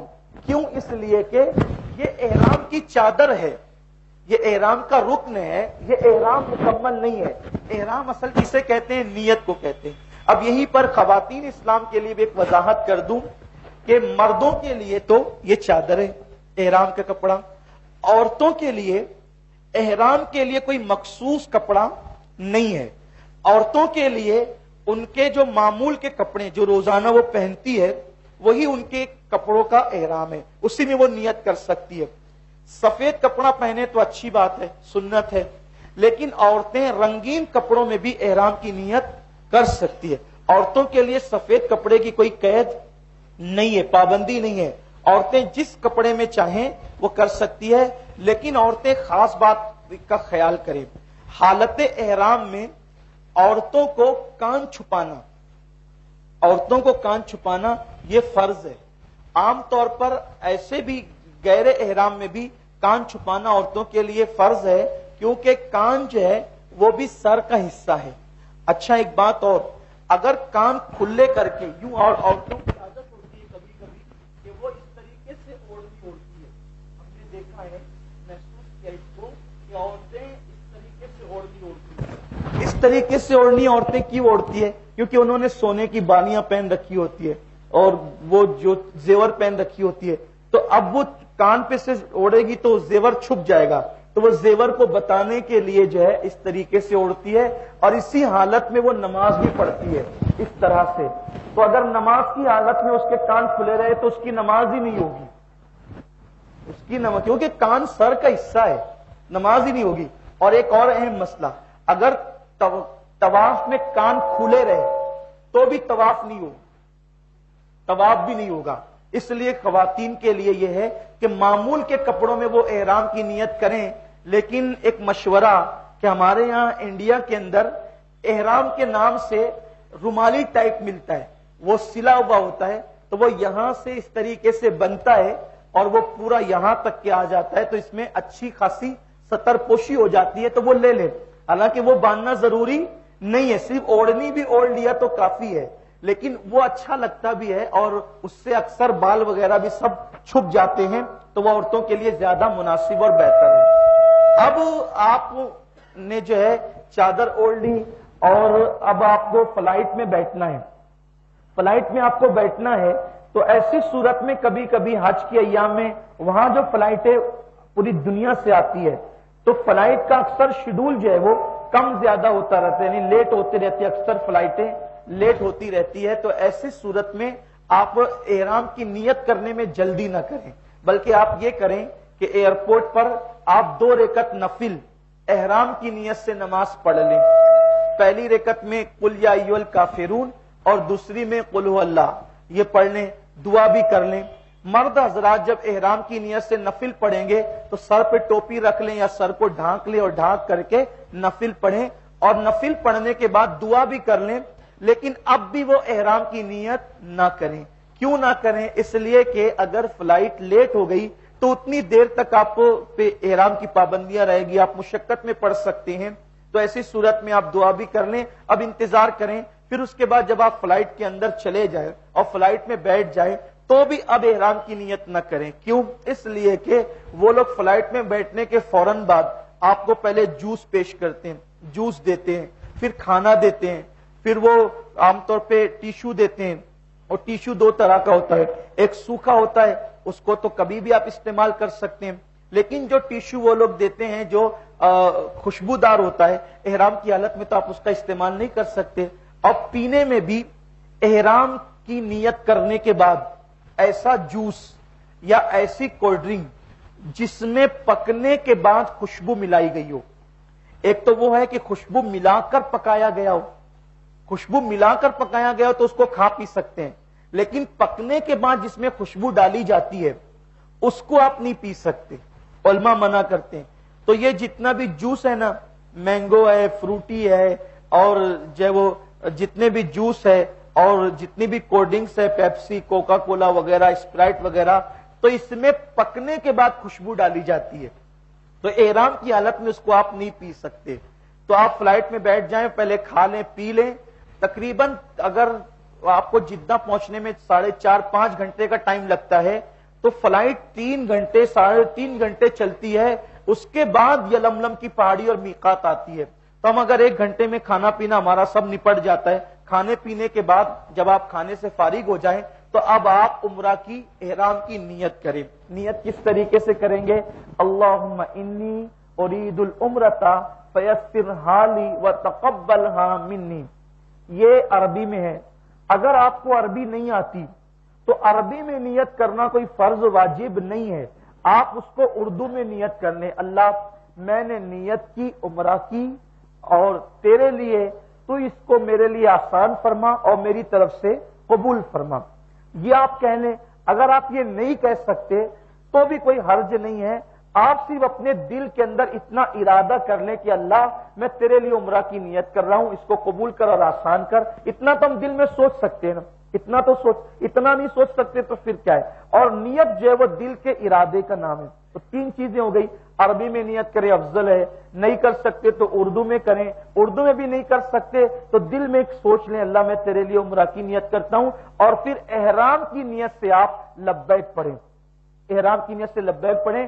اور سنت یہ آقا کا فرمان یہ ہے کہ جب بھی لبیک پڑھو تو بلند آواز سے پڑھو، لوگ لبیک پڑھنے میں شرماتے ہیں، جب بھی لبیک پڑھو بلند آواز سے پڑھو۔ آقا علیہ السلام فرماتے ہیں جہاں جہاں تک تمہارے لبیک کی آواز پہنچتی ہے وہ ساری چیزیں مل کر تمہارے ساتھ لبیک پڑھتی ہے، اور ان سب کا ثواب اللہ تمہیں عطا فرماتا ہے، اور قیامت کے دن وہ چیزیں سب تمہارے حوالے سے گواہی دیں گی۔ تو آپ نے جیسی نیت کی احرام کی، عمرہ کی نیت کی، ویسی آپ احرام کی نیت سے لبیک پڑھیں گے، لبیک اللہم لبیک، آپ سب میرے ساتھ مل کر پڑھیں گے، زور سے پڑھیں گے تاکہ آپ کو یاد ہو جائے۔ خواتین بھی پڑھیں اپنی آواز میں، لبیک اللہم لبیک لبیک لا شریک لک لبیک ان الحمد والنعمت لک والملک لا شریک لک لبیک اللہم لبیک لبیک لا شریک لک لبیک ان الحمد والنعمت لک والملک لا شریک لک لبیک اللہم لبیک لبیک لا شریک لک لبیک ان الحمد والنعمت لک والملک لا شریک لک۔ کم سے کم 3 بار پڑھیں، پھر جتنا اللہ توفیق دے جی چاہے پڑھیں، پھر دعا کریں کہ یہ دعا کی قبولیت کا وقت آ گیا۔ اب جو آپ دعا کریں گے اللہ آپ کی ساری دعاؤں کو قبول فرمائے گا۔ اب آپ پر احرام کی پابندیاں عائد ہو گئی۔ مرد اور عورت میں احرام کی پابندیاں کیا کیا ہے؟ پہلے وہ مردوں کے حوالے سے، پھر عورتوں کے حوالے سے، تو دونوں مشترک ہے، پہلے وہ سن لیں۔ مرد اور عورت جب وہ احرام کی نیت کر لیتے ہیں، عمرہ کی یا حج کی نیت کر لیتے ہیں، احرام کی پابندی ان پہ عائد ہو جاتی ہے، تو ان کے لیے کچھ چیزیں جو پہلے حلال تھی وہ حرام ہو جاتی ہے. بعض چیزیں جیسے شوہر پر بیوی حرام ہو جاتی ہے اور بیوی پر شوہر حرام ہو جاتا ہے. یعنی آپ ایک دوسرے کے ساتھ بیٹھ سکتے ہیں، کھا سکتے ہیں، چل سکتے ہیں، لیکن میاں بیوی جیسے تعلقات آپ قائم نہیں کر سکتے. حیا کے پردے میں آپ سمجھ سکتے ہیں. پھر میاں بیوی کے درمیان جو حیا کی باتیں ہوتی ہے، مخصوص باتیں، وہ باتیں بھی کرنا حرام ہو جاتی ہے. یعنی وہ باتیں بھی بات بھی وہ والی باتیں نہیں کر سکتے جس سے آدمی کے جذبات ابھرتے ہوں. وہ باتیں کرنا بھی حرام ہو جاتی ہے اور وہ کام کرنا بھی حرام ہو جاتا ہے. ٹھیک ہے، البتہ دنیا کی باتیں، دین کی باتیں، خاندان کی باتیں، یہ ساری باتیں جو عام طور پہ ہوتی ہیں وہ جائز کی جا سکتی ہے. ویسے بھی زیادہ تر ذکر اذکار کرنا چاہیے. دوسری بات، مرد اور عورتوں کے لیے یہ مشترک ہے، وہ کوئی خوشبودار چیز استعمال نہیں کر سکتے، جیسے عطر استعمال نہیں کر سکتے، کچی لونگ نہیں کھا سکتے، کچی الائچی، دار چینی کچی نہیں کھا سکتے. البتہ اس کو ڈال کر کھانا پکایا گیا تو وہ کھا سکتے. اسی طرح سنترا خوشبودار پھل سونگھ نہیں سکتے، البتہ اس کو کھا سکتے. اسی طریقے سے جاوتری وغیرہ یا کوئی خوشبو کی چیز پلو میں نہیں باندھ سکتے یہ. اور پھر اپنے ناخن نہیں کاٹ سکتے. اسی طریقے سے اپنے بال نہیں توڑ سکتے، جو نہیں مار سکتے. اسی طریقے سے جنگلی جانور کا شکار عام طور پہ کوئی کرتا بھی نہیں ہے، لیکن جنگلی جانور کا شکار مسئلہ ہے، نہیں کر سکتے. اگر کوئی شکار کر رہا ہو تو اس کی رہنمائی بھی نہیں کر سکتے. اسی طریقے سے جو ہے وہ کسی جاندار کو، یعنی کہ اس کو بغیر ضرورت کے ایذا پہنچانا، وہ تو یوں بھی ناجائز ہے. احرام کی حالت میں اور زیادہ اس میں شدت ہو جاتی ہے. ایسے انداز سے وضو کرنا کہ مرد کے لیے کہ وہ داڑھی کے بال اس کے ٹوٹے، یعنی اس کو رگڑنا. ویسے بھی عام طور پہ وضو کرنے کی سنتوں میں یہ ہے کہ چہرہ مل کر، جیسے عام طور پہ لوگ کرتے ہیں نا، ایک دم بالکل چہرہ مل کر جنگی پیمانے پر جس کو وضو کہہ سکتے ہیں آپ، تو یہ ویسے بھی اسلام میں نہیں ہے. چہرے کا وہ جو دھلنے کا انداز ہے وہ اتنی نزاکت کے ساتھ اللہ کے حبیب علیہ السلام کرتے تھے کہ حضور علیہ السلام جب پانی چہرے پہ ڈالتے تھے تو یوں ہلکے انداز سے ڈالتے تھے اور بہت ہلکے انداز سے حضور علیہ السلام داڑھی کا مسح کرتے تھے. یوں بھی چہرے کو بہت ملنا یا داڑھی کو بہت ملنا یہ فزیکلی طور پر سائنس بھی کہتے کہ اس میں نقصان ہے. اس طریقے سے نہیں کرنا چاہیے. اس سے چہرے کی رونق اور جو وہ جلد کی چمک ختم ہوتی ہے بہت چہرہ ملنے کی وجہ سے. اس لیے امام حضرت مجدد الفسانی کے ملفوظات اٹھا کر دیکھیں، بہت ہلکے انداز سے پانی ڈالا جاتا ہے، بہت ہلکے انداز سے عام طور پہ وضو کرنا چاہیے. اور احرام میں تو اور احتیاط کی ضرورت ہے کہ بال نہیں ٹوٹنے چاہیے. عورتیں بھی سر میں کنگھی، اس انداز وہ تو کنگھی کرے بھی نا احرام کی حالت میں، کہ کنگھی کرے گی تو اس کے بال ٹوٹیں گے اور بال ٹوٹنے پر اس پہ کفارہ لازم ہو سکتا ہے. عورتیں حالت احرام میں جو ہے وہ منہ نہیں چھپا سکتی. عورتوں پر تو پردہ فرض ہے کہ ان کو منہ چھپانا چاہیے، لیکن احرام کی حالت میں ان کو چاہیے کہ وہ سر چھپائے، بدن پورا چھپائے، لیکن وہ چہرے کی اتنی جو ٹکلی ہے یہ چہرہ کھلا رکھے. اگر عورتیں جان بوجھ کر کے کپڑے سے چہرہ چھپائے گی اور وہ کپڑا چہرے پہ لگے گا تو ان پر کفارہ لازم آئے گا. اس لیے حالت احرام میں چہرہ کھلا رکھنا چاہیے. اگر عورت احرام میں چہرہ چھپانا چاہتی ہو تو اس کو چاہیے کہ وہ کیپ جیسی آتی ہے نا، وہ عام طور پہ ملتی ہے، وہ یہاں پہ پہلے وہ باندھے گی اور پھر وہ کپڑا ڈالے گی تاکہ وہ کپڑا اس کے چہرے پہ نہ لگے. لیکن اس میں بھی نیند میں بے احتیاطی ہو سکتی ہے، تو بہتر یہی ہے کہ چہرہ کھلا رکھے. اب احرام کی حالت میں عورت کو چہرہ کھلا رکھنے کی اجازت ہے، اجازت نہیں بلکہ اس کو حکم ہے کہ وہ چہرہ کھلا رکھے، کیونکہ یہ اللہ تبارک و تعالیٰ کا امتحان ہے. مردوں کو کہا نظر جھکانا، عورتوں کو کہا کہ چہرہ کھلا رکھنا. یعنی حج کا امتحان یہی سے شروع ہو گیا ہے اور مردوں کے لیے حکم ہے. ارے خود کی عورت جب حرام ہو جاتی ہے احرام میں تو دوسری عورتیں جو پہلے سے حرام ہیں ان کے اوپر نظر اٹھانا کتنا سخت جرم ہوگا. تو جو حج جو ہے نا وہ بہت آزمائش اور امتحانوں کا نام ہے، تو اس لیے عورتوں کو چہرہ کھلا رکھنے کی اجازت ہے. لیکن عورتیں جو ہے وہ ہاتھوں کے دستانے پہن سکتی ہے، پیروں میں موزے پہن سکتی ہے، سینڈل جوتی پہن سکتی ہے. مردوں کے لیے ایک خاص مسئلہ یہ ہے کہ مرد حالت احرام میں ایسا چپل یا ایسا جوتا نہیں پہن سکتا جس سے پیر کا ابھرا ہوا حصہ چھپ جائے. ابھرا ہوا حصہ نہیں چھپنا چاہیے. اس کے لیے اسی لیے مرد حضرات حالت احرام میں ہوائی چپل پہنتے ہیں، جن کو ہم سلیپر کہتے ہیں، وہ پہنتے ہیں حالت احرام کے اندر. اسی طریقے سے حالت احرام میں غسل کر سکتے ہیں، احرام کی حالت میں غسل کر سکتے ہیں، لیکن سر کو مل کر نہیں، داڑھی کو مل کر نہیں، صابن لگا کر نہیں. خوشبودار صابن بھی نہیں لگا سکتے، اس سے تو دم آ جائے گا. اور بغیر خوشبو کا صابن وہ بھی میل چھڑانے کی نیت سے استعمال نہیں کر سکتے. اچھا، اگر ہم بیت الخلا سے باہر نکلے تو باہر نکلنے کے بعد وہ جو لکوڈ ہوتا ہے نا، تو اس کو استعمال کر سکتے ہاتھ دھلنے کے لیے، بدبو کو زائل کرنے کے لیے، جراثیم کے اثرات ختم کرنے کے لیے. اس کا استعمال صرف ہاتھ دھونے کے لیے، اتنا ہاتھ جتنا ہاتھ کو ہم نے بیت الخلا میں استعمال کیا ہے اس کو استعمال کرنے کی اجازت ہے، وہ جائز ہے. اور پھر اس کے بعد خواتین کے لیے ایک مسئلہ اور ہے کہ اگر خواتین سر پر کپڑوں کی گٹھی رکھنا چاہیں تو وہ گٹھی سر کی پہ اٹھا سکتی ہے، مرد نہیں اٹھا سکتا. اسی طریقے سے مرد سلا ہوا تعویذ گلے میں یا بازو پر وہ احرام کی حالت میں نہیں باندھ سکتا. یہ مسائل ہے جو میں نے ایک ہلکا سا وہ آپ کے سامنے پیش کیا ہے. حالت احرام میں مسواک جو ہے وہ کی جا سکتی ہے، مرد اور عورت دونوں کے لیے سنت ہے، کرنا چاہیے.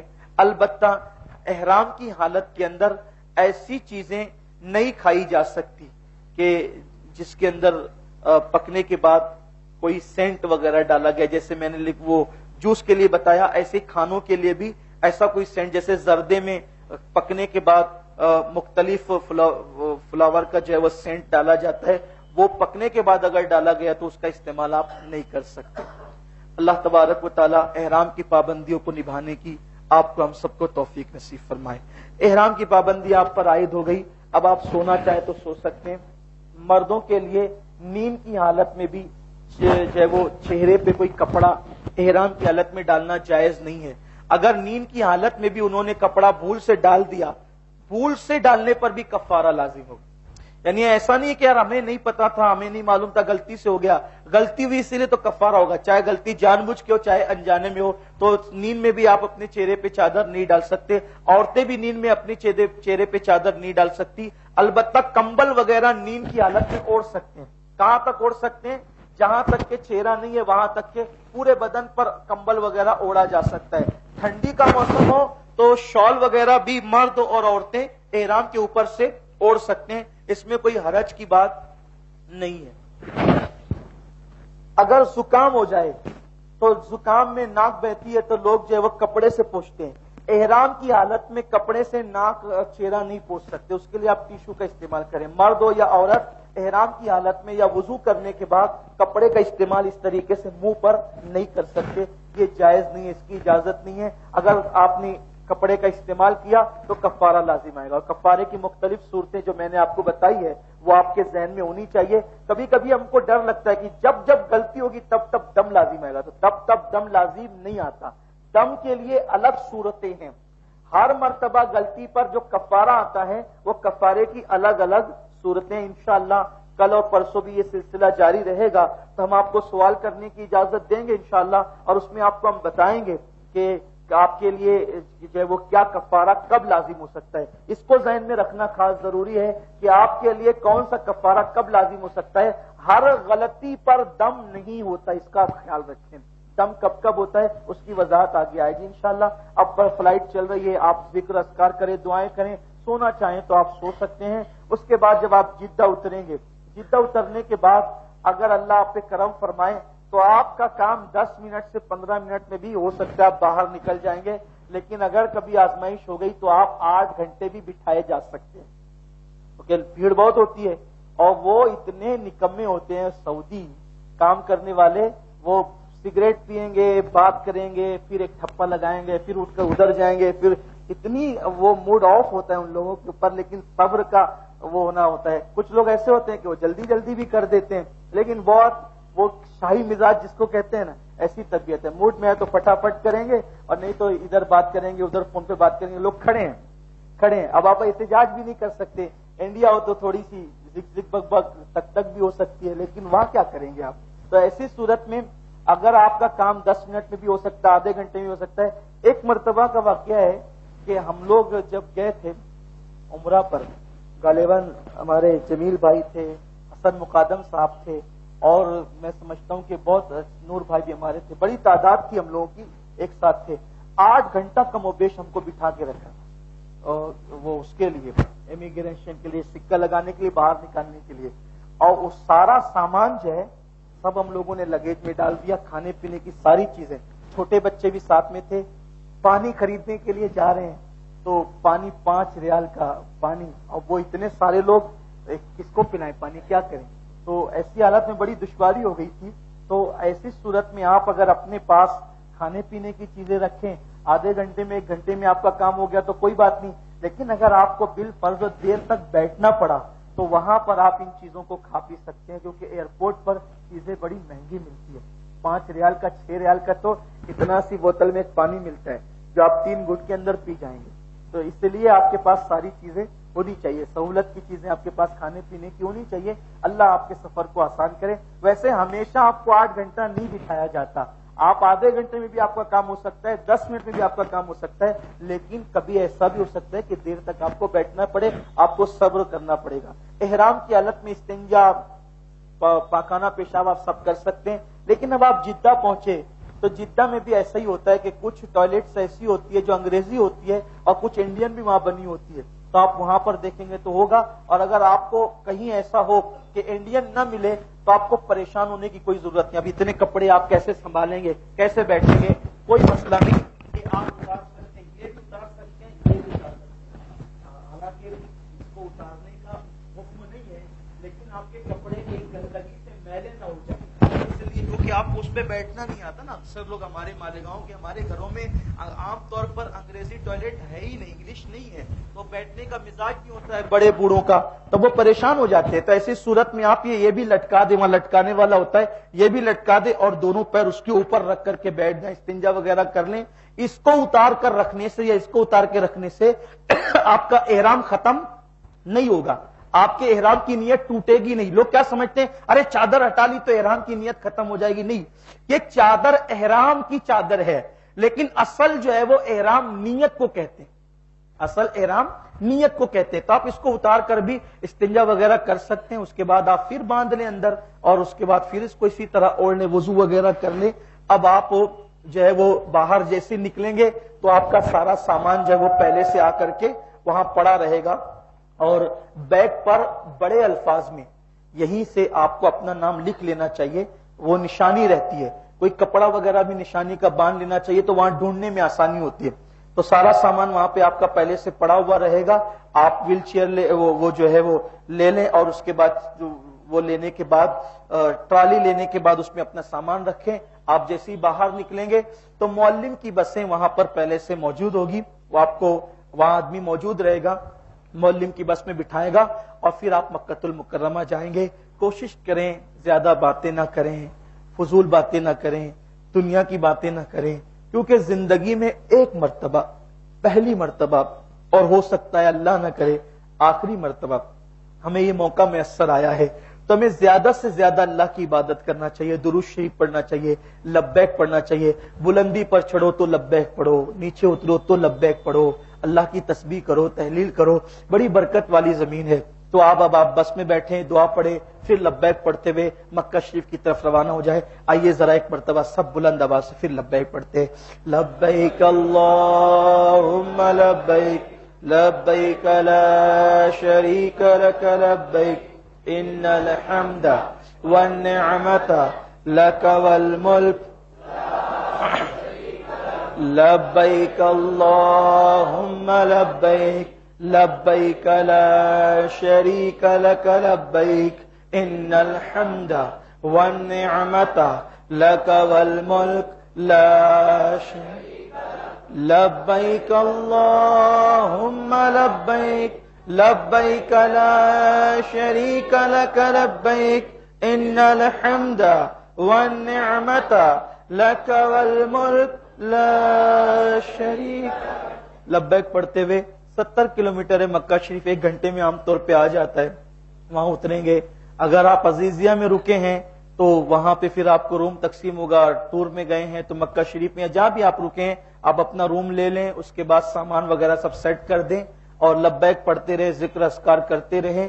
جو لوگ عزیزیہ میں رکتے ہیں ان کے لیے 24 گھنٹہ بس کی سروس ہوتی ہے, فری سروس ہوتی ہے, وہ آپ کو وہاں سے لا کر کے حرم تک پہنچاتے ہیں, پھر یہاں سے لے جاتے ہیں وہ ساری چیزیں. اب آپ کو یہاں کچھ تھوڑی سی تجربات جو ہمارے حاجی صاحبان کو حاصل ہے, جو ہم نے اپنے بڑوں سے سنا ہے, اس کے مطابق آپ کو کچھ بتاتے ہیں. سامان رکھ دیے. اگر آپ بالکل فریش ہے, تازہ دم ہے, آپ کو تھکن نہیں ہے تو آپ عمرہ کے لیے نکل پڑیں. اور اگر آپ تھکے ہوئے ہیں, کھا لے پی لیں, سو جائیں, 2-3 گھنٹے آرام کر لیں, یعنی تھکن اتار کر عمرہ کے لیے جائیں, کیونکہ 2 گھنٹے پھر مسلسل آپ کو دوڑنا بھاگنا ہے. تو آدمی کیا کرتا ہے, جیسے ہی وہاں پہنچے کچھ لوگ جذبات میں تھے, چلو چلو چلو چلو آئے اسی لیے آئے ہیں, پھر وہاں جاتے ہیں, جیسے ایک چکر ہوتا ہے پھر اس کے بعد بجھ جاتے ہیں, اور پھر دل میں معاذ اللہ خیال آنے لگتا ہے, رہے یار تھوڑا سا آرام کر لیتے تو اچھا ہوتا. اور تھکے تھکے دل سے جس میں خوشی و خضوع نہ ہو, پھر عبادت میں مزہ نہیں آتا. تو آپ کو فوراً عمرہ کرنے کے لیے شریعت نے مجبور نہیں کیا ہے. اگر آپ میں واقعی طاقت ہے, قوت ہے تو کریں, ورنہ اگر آپ تھک گئے ہیں تو آپ آرام کر لیں, آرام کرنے کے بعد پھر کریں. اب آپ نے آرام کر لیا یا آپ جانا چاہتے ہیں حرم میں, تو آپ تازہ وضو کریں, ہو سکے تو غسل کر لیں, افضل ہے. لیکن غسل ایسا ہی بس بدن پہ پانی بہانا جس کو کہتے ہیں, بس یہی, مل نہیں سکتے, میل نہیں چھڑا سکتے, صابن کا استعمال نہیں کر سکتے. اب آپ ہوٹل سے نکل رہے ہیں, ہوٹل سے نکلتے وقت حاجی صاحبان اور ساری حجن صاحبان ایک بات کو آپ ذہن نشین کریں گے کہ بات یہ ہے کہ ہوٹل کے کاؤنٹر سے آپ وہ اس کا جو کارڈ ہوتا ہے نا, اس کے پتے کا, ایڈریس کا جو کارڈ ہوتا ہے وہ ساتھ میں لیں, اور جتنے افراد ہیں سب کو تقسیم کریں. بلکہ میرا مشورہ تو یہ ہے کہ جتنے افراد ہیں ان سب کے پاس موبائل ہونا چاہیے. اس سے سہولت کیا ہوتی ہے کہ اگر حرم میں کوئی گم جائے, بس اللہ کی بڑی آزمائش ہے کسی کا حرم میں گم جانا, آپ ڈھونڈ ہی نہیں سکتے, نہیں ڈھونڈ سکتے آپ حرم میں گمنے والے کو. آدمی کے لیے بڑے مسائل ہیں, زبان ہی نہیں آتی ہمیں ان کی, ہماری زبان ان کو نہیں آتی ہے. تو اس لیے اپنے پاس موبائل ہونا چاہیے, سب کے پاس ہو, تاکہ ہم فوری طور پر ایک دوسرے سے رابطہ کر سکے کہ میں کہاں ہوں. یہ چیزیں میرے خیال سے 50 ریال کا 30 ریال کا کارڈ وہاں پہ ملتا ہے, یا یہیں سے بھی آپ ایئرپورٹ سے بھی خرید سکتے ہیں, یہاں بھی ملتا ہے, تو آپ لے لیں اس کو. 30-40 ریال 50 ریال کوئی زیادہ مشکل بات نہیں ہے, لیکن اس سے آپ کو آسانی رہے گی. اور جو ہے وہ آپ کے پاس ہونا چاہیے. اور ہوٹل کا کارڈ, اگر اللہ نہ کرے آپ میں سے کوئی گم ہو جائے تو آپ کو بات کرنے کی ضرورت نہیں, آپ اگر کسی کو ہوٹل کا کارڈ بتا دیں تو وہ آپ کو برابر اپنی ہوٹل پہ لا کے پہنچا سکتے ہیں. ہر ایک کے پاس ہونا چاہیے. پھر جب آپ اپنے روم سے نکلنے لگے تو آپ اپنی بلڈنگ کو دیکھ لیں, نشانی لگا لیں, ایک دوسرے کو بتا دیں, دیکھو یہاں پر جوس کی دکان ہے, یہاں پر پیزا کی دکان ہے, اس کا یہ نام ہے, اگر کبھی آنا پڑے تو یہ. پتا چلا ایسا ہو کہ بار بار جانے والا آدمی بھی کبھی گلی بھول گیا, وہ گھومتے ہی رہے گا, وہ گھومتے ہی رہے گا, مسئلہ ہو جائے گا. تو اس لیے جو ہے وہ کچھ نشانی متعین کر لیں کہ جیسے یہاں یہ ہے, یہاں یہ ہے, تاکہ آپ جب واپس آئیں تو آپ کے لیے کوئی مشکل نہ رہے. یہ چھوٹی سی بات, یہ بات ہے چھوٹی سی, لیکن کبھی کبھی بڑے بوڑھوں کے لیے اور پہلی مرتبہ جانے والوں کے لیے کچھ مشکلات پیدا کرتی ہے. پھر اب آپ نکلیں گے, نکلنے کے بعد جو ہے وہ آپ درود شریف پڑھتے ہوئے لبیک پڑھتے ہوئے نکلیں گے. پڑھیے سب لوگ ذرا بلند آواز سے جوش میں پڑھیے, لبیک اللہم لبیک شریک لک لبیک ان الحمد والنعمت لک والملک لا شریک لک لبیک اللہم لبیک لبیک لا شریک لک لبیک ان الحمد والنعمت لک والملک لا شریک لک لبیک اللہم لبیک لبیک لا شریک لک لبیک ان الحمد والنعمت لک والملک لا. پرانی جو کتابیں ہیں اس میں لکھا ہوا ہے کہ باب السلام سے داخل ہونا سنت ہے. تو پرانی کتابوں میں پڑھ کر اب ہم باب السلام وہاں ڈھونڈتے رہتے ہیں, تو باب السلام ہی ڈھونڈتے رہ جاتے ہیں, باب السلام نظر ہی نہیں آتا. اس لیے پہلی بات تو یہ کہ جو اصل باب السلام تھا وہ حرم کے اندر آ گیا, اور حرم بہت بڑا ہو گیا, اس سے بہت دور چلا گیا. ایک بات. دوسری بات یہ جو باب السلام اب ہے تو اس سے آپ جب اندر آتے ہیں تو لوگ صفا مروہ کی وہاں صحیح کر رہے ہوتے ہیں, تو اکثر وہاں پر وہ دروازہ بند رہتا ہے، کھلا رہتا ہے، تو وہاں متوا بیٹھا ہوتا ہے، چھوٹتا ہوتا ہے، وہ آپ کو اندر آنے نہیں دیتا. اس لیے اب یہ ہے کہ آپ کو جس دروازے سے جو آپ کا گھر قریب پڑتا ہے، آپ کی بلڈنگ قریب پڑتی ہے، یا بس والا جہاں آپ کو لاتا ہے، جس دروازے سے آپ داخل ہونا چاہیں داخل ہوں. آپ کوشش یہ کریں کہ بڑے دروازوں سے داخل ہوا کریں. آپ کوشش کریں کہ بڑے دروازوں سے داخل ہوا کریں. تقریباً 6 دروازے بڑے بڑے ہیں، تو ان دروازوں سے داخل ہوں. اور اگر چھوٹے دروازے سے داخل ہو تو پہلے آپ اس کا نمبر دیکھ لیں. حالانکہ کوشش یہی ہونی چاہیے کہ بڑے دروازے سے داخل ہو تو نکلنے میں ہمیں آسانی ہوتی ہے، کیونکہ بڑے دروازے جو ہیں تو ان کی پارٹی اندر بھی حرم میں لگی ہوئی ہے، نشانی ہے، تو ہم کو وہ پڑھ کر کے اس سے باہر نکلنے میں آسانی ہوتی ہے. ایک بات. دوسری بات یہ کہ چپل کے لیے کوئی آپ کے پاس ایسا بیگ ہونا چاہیے جو آپ پیٹھ پر ورنہ آپ جتنی مرتبہ جائیں گے ہر مرتبہ آپ کو نئی چپل خریدنی پڑے گی یا نکالنی پڑے گی. لوگ کیا کرتے ہیں، وہ جس کی دیکھتے ہیں وہ اٹھا کر کے لے کے چلے جاتے ہیں. لوگ نہیں بھی لے کے جاتے ہیں تو ایسا بھی ہوتا ہے کہ صاف صفائی کرنے والے وہ ساری چپلوں کو اٹھا کر کے باہر پھینک دیتے ہیں. تو اس لیے چپل اگر آپ کے اپنے پاس بندی ہو یا پیچھے رہے تو اچھا رہے گا، ورنہ لوگ ہاتھ میں لے کر کے طواف کرتے ہیں، بہت برا لگتا ہے. اتنا ہم اپنی چپلوں کو اپنی مسجدوں کے اندر نہیں لاتے اور لوگ مسجد حرام میں ایسی چپل لے کر کے جو ہے وہ طواف کرتے پھرتے ہیں. یہ نہیں ہونا چاہیے. ایک ایسا بیگ آپ کے پاس ہو جو آپ کی پیٹھ پر آپ اس کو آسانی کے ساتھ لٹکا سکیں یا آپ اس طریقے سے اس کو باندھ سکیں، اس میں آپ اپنی چپل رکھ دیں تاکہ آپ کو چپل کا کوئی ٹینشن نہ ہو. جس دروازے سے چاہے آپ داخل ہو جائیں، لیکن جب آپ داخل ہو رہے ہوں لبیک پڑھتے ہوئے تو آپ کی نظریں نیچی ہو، ادھر ادھر پریشان نظری سے نہ دیکھیں، اور آپ کوشش کریں کہ آپ اندر اندر اندر اندر آتے جائیں. پھر اس کے بعد جب آپ ایک ایسا مقام آئے گا کہ آپ نظریں نیچی ہوگی اور کھلا آسمان آپ کو دکھائی دے گا، تو آپ ایسی صورت میں کہیں دائیں بائیں ہو جائیں، رستے سے ہٹ جائیں اور وہیں پر آپ کھڑے ہو جائیں. کھڑے ہو کر کے آپ کو پہلی نظر کعبے پہ اٹھانا ہے. اچانک اٹھ جائے گی وہ لطف نہیں آئے گا، لیکن آپ نظریں جھکا کر کے بالکل کعبے کو نہ دیکھتے ہوئے ایسے جائیں گے خاموشی سے. اس کے بعد آپ ایک ایسے مقام پہ کھڑے ہو جائیں جہاں سے آپ کو کوئی ہٹا نہ سکے، کوئی چلتا پھرتا آپ کو دھکا نہ دے سکے. اطمینان سے کھڑے ہو جائیں اور کھڑے ہو کر کے پھر اہتمام کے ساتھ آپ کعبے پر نظر اٹھائیں. یہ کعبۃ اللہ شریف نہیں ہے، کعبے کا ماڈل ہے، لیکن صرف سمجھانے کے لیے، تشبیہ کے لیے نہیں، ملانے کے لیے نہیں، صرف سمجھانے کے لیے بنایا گیا ہے تاکہ آپ اس کو سمجھ سکیں. اس کو بنانے میں ہمارے برادر امین نوری صاحب، عطاء الرحمان نوری صاحب اور بھی ہم ان کے جو رفقا ہیں، ان لوگوں نے بڑی محنت کی، بڑی محنتیں کرتے. اور بھی جو ساتھی ہیں، اللہ تعالیٰ ان سب کو اس کا بہتر صلہ عطا فرمائے. بہت خوبصورت یہ لوگ بناتے ہیں ماشاءاللہ، تاکہ ہمارے حاجی صاحبان کو سمجھنے میں بڑی آسانی ہوتی ہے. تو آپ جیسے ہی کعبۃ اللہ پہ نظر اٹھائیں نا، تو اس کے لیے حدیث پاک میں آتا ہے کہ جو دعا کی جائے اللہ تعالیٰ وہ ساری دعاؤں کو فوراً قبول کرتا ہے. لیکن پہلی نظر کتنی ہوتی ہے؟ آپ نے اٹھائی اور پلک جھپکنے سے پہلے، پلک جھپک گئی پھر وہ پہلی نظر نہ رہی. پلک جھپکنے سے پہلے جو نظر ہے بس وہی نظر پہلی ہے. اب اس میں آپ کتنی دعا کریں، کیا دعا کریں؟ تو اس سلسلے میں امام الائمہ سیدنا امام زین العابدین علی جدی علیہ السلام فرماتے ہیں، جب تمہاری نظر کعبے پہ پہلی پڑے تو ایک ایسی دعا کر لو جس سے ساری زندگی کا بیڑا پار ہو جائے. اے اللہ، میں تجھ سے جب بھی جو دعا کروں تو میری ہر دعا قبول فرما. اب ہر دعا قبول کی جب یہ ایک دعا قبول ہو جائے نا کہ اللہ تو میری ہر دعا قبول فرما، تو زندگی میں جب بھی ہم دعا کریں گے تو اللہ تعالیٰ ہر دعا کو قبول فرمائے گا. پھر اس کے بعد جو دعا کرنا چاہیں، ایمان پہ سلامتی کی دعا کریں وغیرہ وغیرہ، کعبے کو دیکھتے رہیں.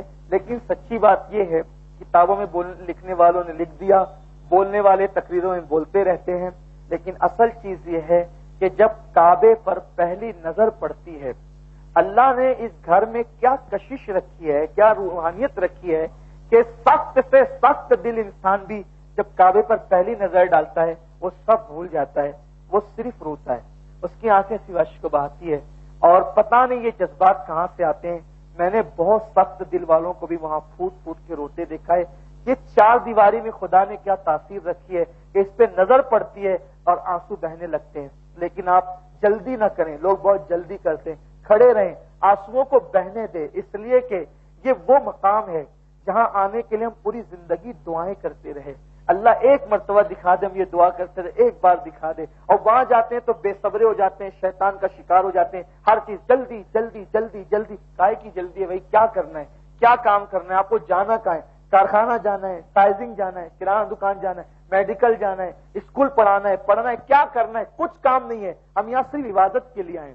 رکیے، ٹھہریے، دیکھیے، روتے رہیے، دعائیں کرتے رہیے، اللہ کی بارگاہ میں آخرت سنورنے کی دعا کریں. ربنا آتنا فی الدنیا حسنہ وفی الآخرۃ حسنہ. دنیا آخرت سب مانگے اللہ سے، اور پھر کعبۃ اللہ شریف کو جی بھر کر دیکھیں، اطمینان سے دیکھیں، دعائیں کریں.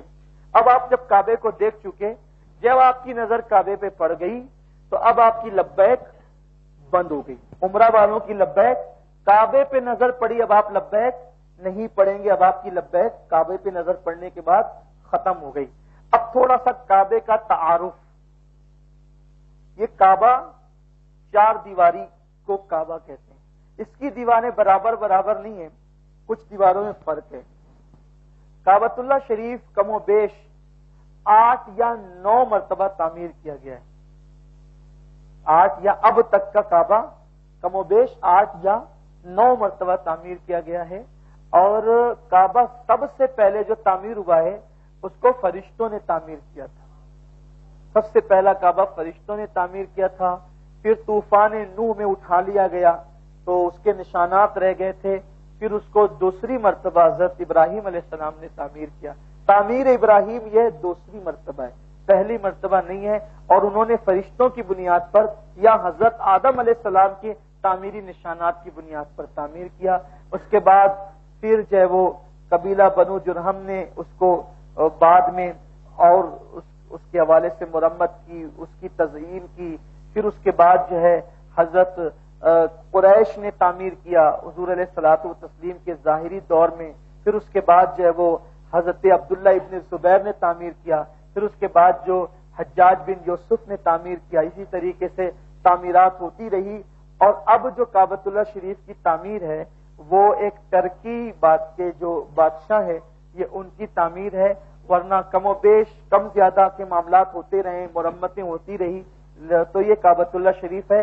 یہ جو دیواریں ہیں اس کو کعبہ نہیں کہتے، بلکہ کعبہ زمین کے اصل اس حصے کا نام ہے جو زمین کا بالکل بیچ سینٹر ہے، اس کو کعبہ کہتے ہیں. یہ دیواریں تو صرف ایک نشان ہے، دیواریں ایک نشان ہے. اسی لیے آپ سن رہے ہیں توحید نیٹ ورک اسلامک آواز، Tawheed network international Islamic YouTube channel. دیواروں کا نام کعبہ نہیں، یہ نشان کعبہ ہے. اصل کعبہ جو ہے وہ زمین کے اس خطے کا نام ہے جو نیچے نیچے نیچے تحت الثری تک اور اوپر اوپر اوپر عرش اعظم تک وہ پورا کعبہ ہی ہے. اللہ نہ کرے، 1000 بار نہ کرے کہ کبھی کعبے کی دیواریں ٹوٹ بھی جائے تو بھی مسلمان جب نماز پڑھیں گے تو اسی طرف رک کر کے پڑھیں گے، کیونکہ کعبے کی دیواروں کا نام کعبہ نہیں بلکہ زمین کے اس ٹکڑے کا نام کعبہ ہے جو بالکل بیچ سینٹر کے اندر موجود ہے. تو یہ کعبۃ اللہ کی 4 دیواریں ہیں.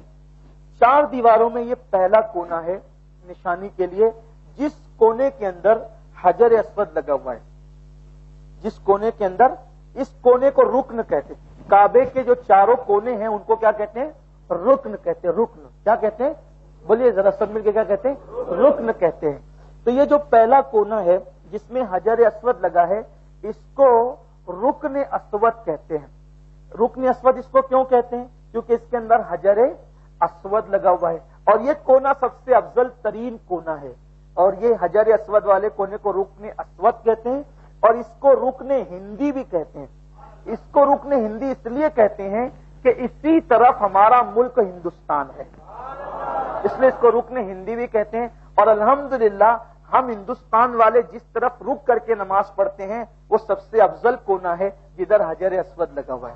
یعنی ہم لوگ جب نماز پڑھتے تو ہمارا رخ جو ہے وہ اسی کونے کی طرف ہوتا ہے. الحمدللہ تعالی، اللہ تعالیٰ کا یہ فضل ہے. الحمدللہ علی احسانی. تو یہ رکن اسود ہے. اب یہ رکن اسود جو ہے اس کے جو دائیں طرف ہے، اس کے جو دائیں طرف ہے اس کو رکن عراقی کہتے ہیں. اس کو رکن عراقی اس لیے کہتے ہیں، دائیں طرف اس کی طرف وہ ملک عراق ہے. پھر اس کی جو دائیں طرف ہے اس کو رکن شامی کہتے ہیں کیونکہ وہ اس طرف ملک شام ہے. اور اس کے جو دائیں طرف ہے اس کو رکن یمانی کہتے ہیں اس لیے کہ اس طرف ملک یمن ہے. یہ 4 کونے ہو گئے. اب ان 4 کونوں میں جو رکن اسود ہے، رکن اسود سے لے کر اس کی جو دائیں طرف ہے ایک دروازہ ہے، دروازہ جو سونے کا ہے، اس کو باب الکعبہ کہتے ہیں، کعبے کا دروازہ، اس طریقے سے دروازہ ہوگا، یہ باب الکعبہ۔ اور پھر یہ کعبے کا دروازہ اور رکن اسود، ان دونوں کے درمیان کی جو جگہ ہے، چھوٹی سی جگہ ہے، دیوار، اس کو ملتزم کہتے ہیں۔ ملتزم مطلب چمٹنے کی جگہ، یہاں جا کر سینہ لگانا ہوتا ہے اور ہاتھ ملنے ہوتے ہیں، دعائیں کرنی ہوتی ہے۔ آقا علیہ السلام فرماتے ہیں کہ میں جب بھی حرم میں جبریل کو دیکھتا ہوں تو اکثر جبریل کو اس حالت میں دیکھتا ہوں کہ جبریل یہاں سینہ چمٹا کر کہہ رہے ہیں، یا واجدو یا ماجدو لا تزل انی نعمتا انعمت علیہ، اے اللہ تو نے جو نعمت مجھے دی ہے وہ مجھ سے کبھی چھیننا مت۔ اکثر جبریل کو میں یہی پاتا ہوں دعا کرتے ہوئے۔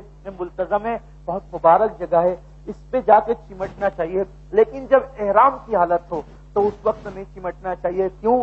اس لیے کہ لوگ یہاں آ کر کے عطر لگا دیتے ہیں، خوشبو لگا دیتے ہیں، ہم احرام میں ہوں گے، جا کے چمٹیں گے تو عطر ہمیں لگ جائے گا، تو اگر زیادہ مقدار میں لگے گا تو ہم پر جو ہے وہ کفارہ لازم آ سکتا ہے۔ اس لیے چمٹنا احرام کی حالت میں نہیں ہے، بلکہ دور سے دعا کرنا چاہیے، اور جب احرام نہیں ہو، موقع ملے تو یہاں جا کے چمٹنا چاہیے۔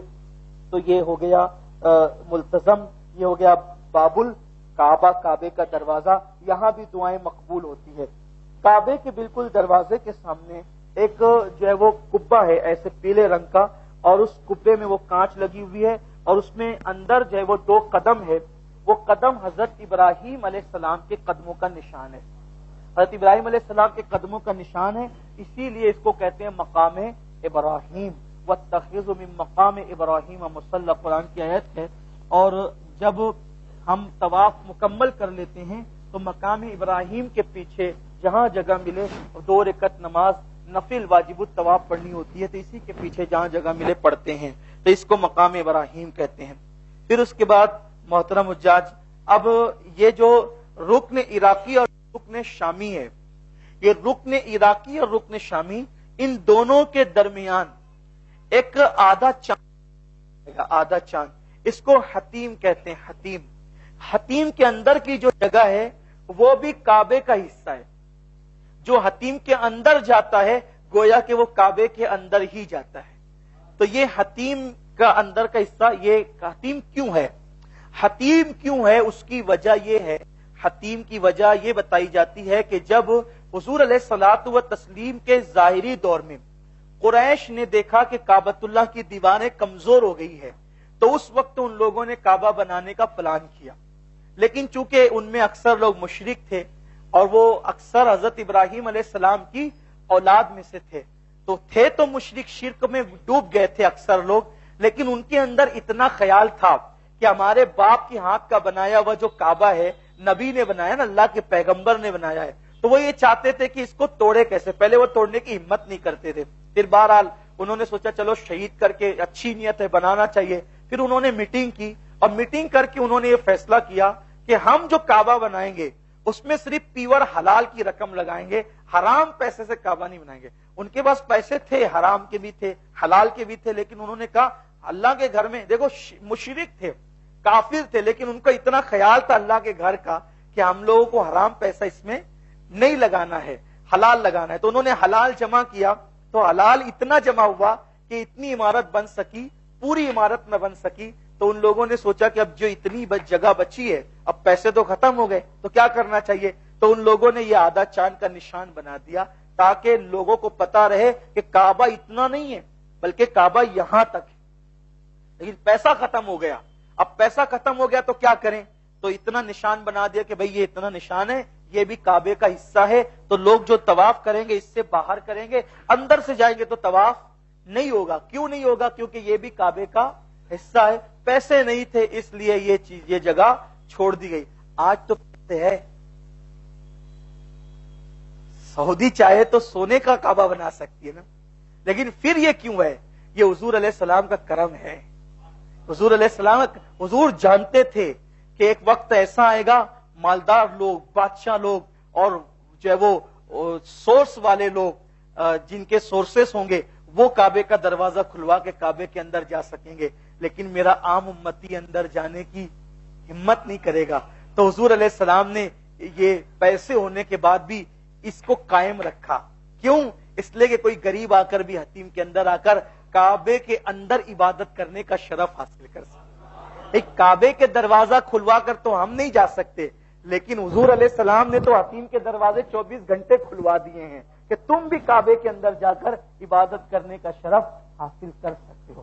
تو جو اس کے اندر گیا وہی کعبے میں نہیں گئے، بلکہ جو اس کے اندر آیا وہ بھی کعبۃ اللہ شریف کے اندر آ گیا۔ الحمدللہ، دیکھیے کتنی بڑی سعادت ہے حاجی صاحبان، کتنی بڑی سعادت۔ اس کعبے کو دیکھنے کو لوگ ترستے ہیں، آپ کو اس کعبے کے اندر جانے کا شرف اللہ عطا فرمائے گا۔ یعنی آپ مقدر کے سکندر، اسی لیے وہاں جو ہے وہ جائیے تو بدل کر آئیے، تبدیل ہو کر آئیے، کیونکہ اللہ نے آپ کو اپنے گھر کے اندر بھی آنے کا شرف عطا کیا۔ تو یہ حتیم سمجھ گیا آپ، حتیم یہ اس کے اندر جا کے کبھی نماز پڑھیے گا، دعائیں کیجیے گا، بہت شرف ملتا ہے، بڑی برکتیں نصیب ہوتی ہے۔ پھر حتیم کے اندر یہ ایک ایسا پرنالہ بنا ہوا ہے، اس کو سونے کا ہے، یہ جب بارش ہوتی ہے تو حتیم کے اندر پانی اسی پرنالے سے نچھاور ہوتا ہے اور آتا ہے، اس کو میزاب رحمت کہتے ہیں۔ حدیث میں آتا ہے کہ میزاب رحمت کے نیچے جو دعا کی جاتی ہے اللہ تعالیٰ اس کو قبول فرماتا ہے۔ یہ ہو گیا کعبے کا مختصر سا تعارف۔ پھر اس کے بعد جو یہ اس کے پیچھے کا حصہ ہے، یعنی رکن شامی اور رکن یمانی کی جو دیوار ہے اس کو مستجار کہتے ہیں، اور پھر رکن یمانی اور رکن اسود کے درمیان کی جو جگہ ہے اس کو مستجاب کہتے ہیں۔ مستجاب اس کو اس لیے کہتے ہیں کہ وہاں 70,000 فرشتے ہر وقت موجود ہوتے ہیں، دعا کرنے والوں کی دعاؤں پر آمین کہتے ہیں۔ یہ کعبۃ اللہ شریف کا تعارف ہو گیا۔ اب آپ کو کعبے کا طواف شروع کرنا ہے، کعبۃ اللہ شریف کا طواف شروع کرنا ہے۔ آپ کعبۃ اللہ شریف دیکھ چکے، اب آپ جو ہے، حالانکہ بھیڑ بہت رہتی ہے، اتنی اطمینان سے جو میں بتا رہا ہوں اتنا اطمینان آپ کو نہیں ملے گا، اتنا کھڑے رہو گے تو دھکے سے کہاں پہنچ جاؤ گے، لیکن یہاں صرف آپ سمجھ لیں اس کو۔ تو آپ جو یہ جو دیوار دکھ رہی ہے، یہ جو رکن دکھ رہا ہے، رکن کیا اس کو کیا کہتے ہیں؟ بولو حاجی صاحبان، کیا کہتے ہیں؟ رکن اسود، اسود مطلب کالا، اور اس میں حجر اسود لگا ہوا ہے۔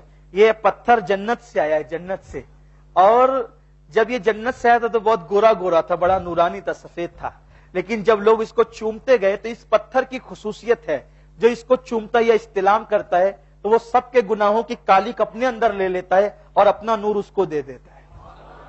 آقا علیہ السلام فرماتے ہیں قیامت کے دن جس نے اس کو چوما ہوگا، استلام کیا ہوگا، یہ قیامت کے دن اللہ کی بارگاہ میں گواہی دے گا، اللہ میں اس کے ایمان کی گواہی دیتا ہوں، یہ اس نے مجھے چوما تھا، اور اللہ اس کی شفاعت اس کے چومنے والوں کے حق میں قبول فرمائے گا۔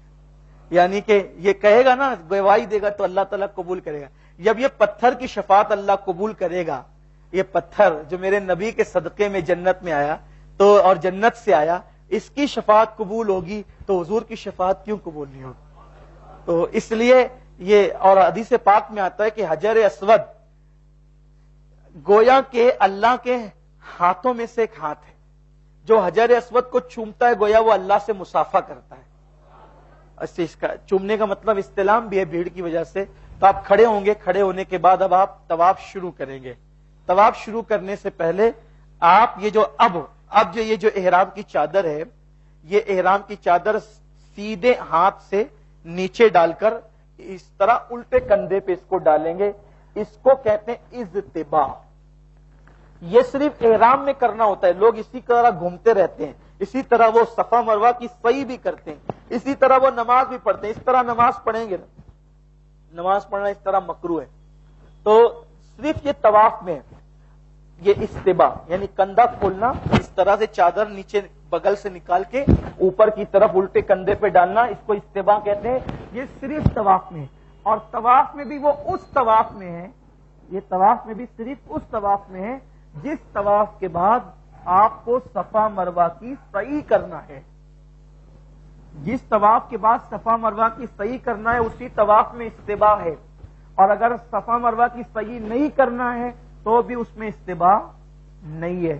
اب آپ نے جب وہ نیت کرنا ہے، اللہم انی ارید الطواف بیتک الحرام 7 اشواط فیسرہ لی وتقبلہ منی، یہ آپ دعا کریں گے، اللہ میں نے طواف کرنے کی نیت، تو اس کو میری طرف سے قبول فرما، میرے لیے آسان فرما، یہ آپ کہیں گے۔ اور اگر نہیں کہہ سکتے تو وہی معاملہ دل میں ارادہ کہ اللہ میں طواف کر رہا ہوں، تم اس کو قبول کر اور آسان کر، اور پھر جب آپ اس طرح نیت کریں گے، ابھی کعبہ جو ہے کا یہ جو رکن ہے وہ آپ کے دائیں طرف ہے، بس آپ یہاں آ جائیں گے، آپ حجر اسود سامنے ہوں گے، جہاں کھڑے رہیں بسم اللہ اللہ اکبر والصلاۃ والسلام علی رسول اللہ کہہ کر آپ اپنے ہاتھوں کو اٹھا کر کے جو ہے وہ لبوں کو بوسہ دیں گے، لیکن چومنے میں آواز نہیں آنا چاہیے، آپ ایسے ہاتھوں کو چومیں گے اور اس کے بعد آپ اس طریقے سے مڑ جائیں گے، کعبہ آپ کے الٹے ہاتھ کی طرف ہوگا، کعبہ آپ کے الٹے ہاتھ کی طرف ہوگا۔ اب آپ طواف شروع کریں گے، جب آپ طواف شروع کریں گے اگر بھیڑ نہ ہو تو جو ہے وہ رمل کرنا جو ہے وہ سنت ہے۔ رمل کہتے ہیں اس کو کہ چھوٹے چھوٹے قدم سے اس طریقے سے اکڑ کر کے جو چلتے ہیں نا، اس کو رمل کہتے ہیں، اور یہ 3 چکر میں سنت ہے، اس طریقے سے ہاتھ ہلا ہلا کر چھوٹے قدم چلنا، یہ 3 چکروں میں سنت ہے۔ یہ اس لیے سنت ہے کہ جب مسلمان آئے نا کعبۃ اللہ شریف میں تو مدینہ شریف کے اندر بیماریاں ہوتی تھیں، تو مکے کے کافروں نے کہا کہ کہیں یہ لوگ بیمار ہو کر کمزور تو نہیں ہو گئے، تو حضور نے فرمایا کہ شانے ہلا کے چلو تاکہ پتہ چلے ہم کمزور نہیں ہوئے، بلکہ مدینے جا کر اللہ نے ہماری طاقت کو بڑھا دیا۔ تو 3 چکر میں، حالانکہ آج وہاں کوئی جو ہے وہ کھلا ہوا کافر تو نہیں ہے نا، بت پرست تو بظاہر وہاں کوئی ہے نہیں، پھر یہ کیوں کرتے ہیں؟ اللہ تعالیٰ اپنے محبوب بندوں کی یادوں کو مٹانا نہیں چاہتا بلکہ اس کو زندہ رکھنا چاہتا ہے، یعنی اللہ کے برگزیدہ بندوں کی یادیں اس میں تازہ ہوتی حج کے ارکان کے اندر۔ تو اس طریقے سے آپ چلیں گے، اور اگر بھیڑ ہو تو اب بھیڑ میں بھی لوگ اس طریقے سے کرنے لگتے ہیں، بھیڑ میں نہیں کریں، بھیڑ میں نہیں کریں، کیوں نہیں کریں؟ لوگوں کو ہاتھ لگے گا، تو جب بھیڑ ہو تو ہم لوگ کیا کرتے ہیں، بھیڑ کی وجہ سے لوگ جو ہے وہ رمل کے لیے رک جاتے ہیں، یعنی کہ اب بھیڑ آئی نا تو وہ رک گئے کہ جب بھیڑ جائے گی تو تب ہم اس طرح سے چلیں گے، نہیں رکے نہیں، بلکہ آپ نہیں کر سکتے نا رمل بھیڑ کی وجہ سے، تو تھوڑا تیز تیز چلیں، تیز تیز چلنے سے بھی وہ سنت ادا ہو جائے گی، لیکن جب بھیڑ نہیں ہو تو پھر آپ جو ہے وہ شانے ہلا کر کے چلنے لگے، تب آپ جو ہے وہ درود شریف پڑھیں، تیسرا کلمہ پڑھیں، ربنا آتنا پڑھیں، اور یہ پڑھتے ہوئے جو ہے آپ یہاں سے نکل کر جو ہے وہ آگے بڑھتے جائیں گے اور کعبے کا طواف کریں گے۔ دوران طواف کعبے کا طواف کرتے وقت کعبے کو سینہ نہیں کرنا چاہیے، کعبہ الٹی ہاتھ کی طرف ہوگا، لوگ ایسے دیکھنے لگتے ہیں، ایسے چلنے لگتے ہیں، تو اگر آپ نے طواف کے درمیان کعبے کی طرف جتنی دیر تک سینہ کیا یا جتنی دیر تک پیٹ کی تو اتنا چکر آپ کا مانا نہیں جائے گا، تو اس لیے جو ہے وہ نہ کعبے کی طرف پیٹ کریں دوران طواف اور نہ سینہ کریں، البتہ چلتے ہوئے کبھی کعبے پر نظر اٹھا لیں یا اٹھ جائیں تو الگ بات ہے، ورنہ نگاہیں نیچی کرتے ہوئے خشوع و خضوع کے ساتھ طواف کریں۔ یہ سوچیں طواف کرتے وقت، یہ سوچیں یہ وہی جگہ ہے جس جگہ اللہ کے نبی نے قدم رکھے، حضور کے قدم پڑے، حضرت موسیٰ کے قدم پڑے، حضرت ایوب کے قدم پڑے، حضرت ابراہیم کے قدم پڑے، اتنے بڑے بڑے انبیاء اولیاء اس پہ قدم رکھ کے چلے اور وہیں آپ چل رہے ہیں، تو نگاہیں جھک جانا چاہیے، خشوع کے ساتھ، خشیت کے ساتھ، روتے ہوئے اور اللہ کی بارگاہ میں عاجزی کرتے ہوئے چلے، ادھر ادھر نہ دیکھیں، بلا ضرورت نہ دیکھیں، چلیں، پھر آپ درود شریف، کلمہ شریف اور تلاوت جو بھی آپ کو کرنا ہے کرتے ہوئے آپ وہاں سے لے کر کے پھر گھوم کر کے آئیں گے۔ جب آپ گھوم کر کے آ گئے اس رکن پہ، پھر اب آپ کعبے کی طرف رخ کر لیں، بسم اللہ اللہ اکبر والصلاۃ والسلام علی رسول اللہ کہہ کے پھر چلنے لگے۔ رکے آپ نے کعبے کی طرف رخ کیا استلام کے لیے، یہ کر سکتے ہیں، پھر چلنے لگے، تو آپ حجر اسود سے لے کے حجر اسود تک آئے تھے تو آپ کا 1 چکر ہوا، پھر دوسرا چکر آپ نے شروع کیا استلام کر کے، پھر حجر اسود تک آ گئے، آپ کا دوسرا چکر حجر اسود پہ مکمل ہوا، پھر استلام کر کے آپ نے تیسرا چکر شروع کیا، پھر آ گئے، تیسرا چکر مکمل ہوا، پھر استلام کر کے چوتھا چکر شروع کیا، ایسے ہی آپ کا 7واں چکر حجر اسود پہ ختم ہوگا، اور جب 7واں چکر پورا ہو جائے تو پھر بھی 8ویں مرتبہ آپ استلام کریں گے اور استلام کر کے پھر آپ ہٹیں گے۔ یہ ہو گیا آپ کا طواف۔ 7 چکر کا ایک طواف ہوتا ہے۔ عورتوں کو طواف میں جو ہے وہ اجتباع تو کرنے کی حاجت ہی نہیں ہے، کیونکہ انہوں نے احرام ایسی کھلی ہوئی چادر نہیں پہنا ہے، البتہ عورتیں 3 چکر تھوڑا سا معمول سے ہٹ کر تیز چلے گی، بس اتنا ہے، تیز چلے گی عورتیں، اور 7 چکر ہو گئے، استلام کر لیا، پھر آپ اپنی چادر کو اسی طرح کر لیں گے، اور چادر کرنے کے بعد اگر آپ کو مقام ابراہیم کے پیچھے پیچھے جہاں بھی جگہ ملے 2 رکعت نفل نماز آپ کو واجب الطواف پڑھنی ہے۔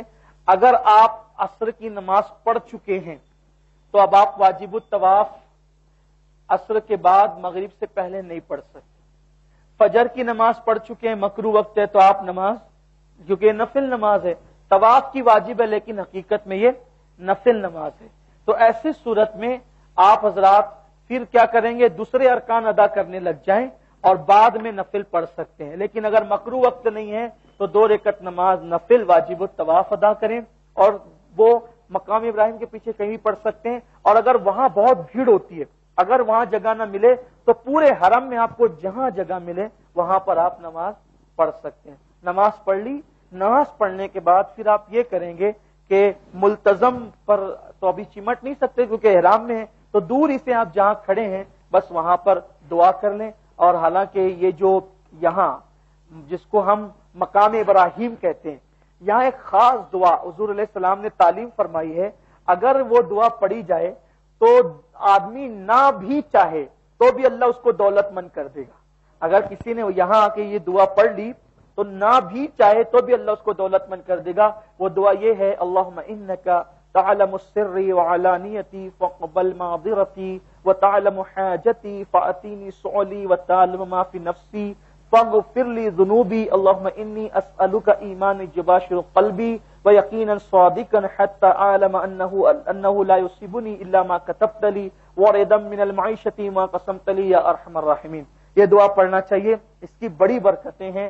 اگر جو وہ دیکھ کر کے یاد نہیں ہو، کوشش کریں کہ بغیر دیکھے یاد نہیں ہو تو کوشش کریں کہ اس کو دیکھ کر کے پڑھے، لیکن ایک بار یہاں یہ دعا آپ مقام ابراہیم کے پیچھے کہیں بھی یا واجب الطواف کے بعد یہ دعا کہیں بھی ایک بار ضرور پڑھیں، اس کی بڑی برکت ہے۔ حضور علیہ السلام فرماتے ہیں کہ نہ بھی چاہو تو بھی اللہ تمہیں دولت مند کرے گا، اور دولت تمہارے قدموں میں تمہارے پیچھے پیچھے آئے گی۔ اس دعا کی برکتیں یہ ہیں۔ آپ کا طواف مکمل ہوا، آپ نے ملتزم پہ دعا کر لی، دعا کرنے کے بعد اب آپ کو زمزم کے جو وہ کین رکھے ہوتے ہیں، جگہ جگہ پہ کین رکھے ہوتے ہیں۔ پرانی کتابوں میں لکھا ہے کہ زمزم کے کنویں پر آئے پانی پیے، تب وہاں کنواں ڈھونڈتے پھرے، کنواں بند ہو گیا ہے۔ 2003 سے وہ کنواں جو ہے وہ اس کو بند کر دیا گیا ہے، وہ پانی نکلتا ہے پیپ سے، اور اب وہ سارے فلٹر کر کے سارے کین بھرے جاتے ہیں۔ جگہ جگہ اس کے جو ہے وہ نل بھی لگے ہوئے ہیں اور کین بھر کے رکھا بھی ہوتا ہے، تو کولر جہاں بھی ملے آپ وہاں پہ پانی پئیں۔ ٹھنڈا نہیں پیتے تو وہاں پر لکھا ہوا ہے لا بارد، یعنی یہ ٹھنڈا نہیں ہے، ٹھنڈا گرم دونوں پانی ہے وہاں پر، پھر پیے۔ کچھ لوگ ایک گلاس پی کر کے بھاگتے ہیں، نہیں۔ حضور علیہ السلام فرماتے ہیں منافق اور مومن میں فرق یہ ہے کہ منافق زمزم تھوڑا پیتا ہے، یہاں ہم تھوڑا اس لیے پیتے کہ اپنی مجبوری ہے کہ اب یہاں تو ہے زیادہ نہیں، لیکن وہاں کے لیے کہا گیا کہ منافق تھوڑا پیتا ہے اور مومن پیٹ بھر کے پیتا ہے۔ اتنا پیو کہ آپ کی پسلیاں اوپر ہو جائے، ایک دم پیٹ بھر کے جم کر کے، جس کو کہتے ہیں نا، پیو۔ اور دعا بھی کرو، اللہم انی اسألک علما نافعا ورزقا واسعا وشفاء من کل داء۔ زمزم دیکھ کر جو دعا کی جاتی ہے اللہ قبول کرتا ہے۔ یہ دعا کرو، اللہ آج زمزم پلا رہا ہے، کل اپنے محبوب کے ہاتھوں سے جام کوثر نصیب فرما، قیامت کی پیاس سے بچا۔ خوب دعا کریں، خوب پیٹ بھر کے کعبے کی طرف رک کر کے پیے، اور جب زمزم پی لیں تو زمزم پینے کے بعد پھر آپ کو اب صفا مروہ کی سعی کرنا ہے۔ اور جیسے ہی آپ جو ہے نا، یہ مقام ابراہیم کا جو پچھلا حصہ ہے نا، پچھلا یہ ادھر، تو جیسے ہی آپ جائیں گے نا ادھر الٹے ہاتھ کی طرف، تو وہاں پر لکھا ہوگا مسا، مسا کر کے تیر کا نشان بنا ہوگا۔ تو اب مسا جو ہے ایک بیسمنٹ ہے، پھر ایک جو ہے وہ ریگولر جو حصہ ہے زمین کا وہ ہے، پھر اس کے اوپر ایک جو ہے وہ ٹیریس ہے اوپر ہے، یعنی 4 جگہ پہ کم و بیش صحیح ہوتی ہے۔ تو میرا مشورہ آپ کو یہ ہے کہ وہ جو نیچے بیسمنٹ ہے نا وہ آسان ہے، اور وہاں اکثر لوگ کم رہتے ہیں، اور تینوں پہ لوگ رہتے ہیں، ادھر کم رہتے ہیں، تو آپ وہاں پہ جائیں، اور وہاں جانے کے بعد ایسے کانچ کے اندر جو ہے وہ صفا کی پہاڑیوں کا حصہ ہے، اور ادھر بھی کانچ کے اندر مروہ کی پہاڑیوں کا حصہ ہے، تو آپ وہاں پر جائیں، اور اس طریقے سے آپ جب کھڑے ہوں گے نا تو آپ کو کعبۃ اللہ شریف نظر آئے گا، ہلکا سا نظر آئے گا، کیونکہ ابھی وہاں کام چل رہا ہے نا، تو اس لیے پورا نظر نہیں آتا۔ تو اور ہو سکتا ہے کہ آپ جائیں گے تو مزید کوئی پارٹیشن انہوں نے ٹھوک دیا ہو تو نظر بھی نہ آئے۔ کعبے کی طرف رک کریں اور رک کر کے آپ دعا کریں، اتنی دیر تک دعا کریں کہ جتنی دیر میں قرآن شریف کی 20 سے 25 آیتوں کی تلاوت ہو سکتی ہے. اتنی دیر تک کعبے کی طرف رک کر کے دعا کریں. دعا کرنے کے بعد نیت کریں اللہم انی ارید السعی بین الصفا والمروہ بین الصفا مروہ 7 اشواط فیسرہ لی وتقبلہ منی.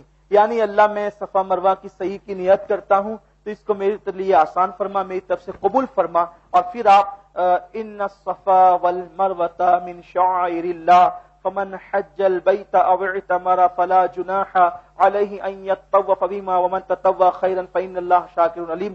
یہ آیت پڑھتے ہوئے جو ہے وہ مسا سے یعنی کہ صفا سے نکلیں گے اور مسا کی طرف بڑھیں گے, اور جہاں تک وہ ہری لائٹ ہوتی ہے نا وہاں تک آپ کو اپنا نارمل چل کر کے جانا ہے. اور جب ہری لائٹ پر آپ آئیں گے تو وہاں پر آپ کو چھوٹے قدم سے ہری لائٹ سے لے کر ہری لائٹ تک کہ آپ کو دوڑنا ہے, چھوٹے قدم سے, بہت تیز نہیں, چھوٹے قدم سے. وہاں بھی دعا کی قبولیت کا وقت ہوتا ہے, وہاں بھی دعا کریں, کیونکہ وہ اتنی جگہ کو میلین اخضرین کہتے ہیں کہ حضرت ہاجرہ, اصل میں وہ دوڑنے کا جو تصور ہے وہ یہ ہے کہ حضرت اسماعیل علیہ السلام کو جب پانی کی پیاس لگی تھی تو حضرت ہاجرہ جو ہے وہ صفا پہ کھڑے ہو کر کے ادھر ادھر دیکھتی تھی اور پانی نظر نہیں آتا تھا, تو کیا کرتی تھی, وہ دیکھ کر کے پھر جاتی تھی, اور جیسے ہی خیال آتا تھا کہ میرا بچہ میری نظروں سے اوجھل ہو گیا ہے تو وہ پھر اتنی جگہ پر مروہ کی طرف جانے سے پہلے دوڑتی تھی کہ میں جلدی سے پہنچ جاؤں اور اوپر چڑھ کے میرے بچے کو میں دیکھ لوں.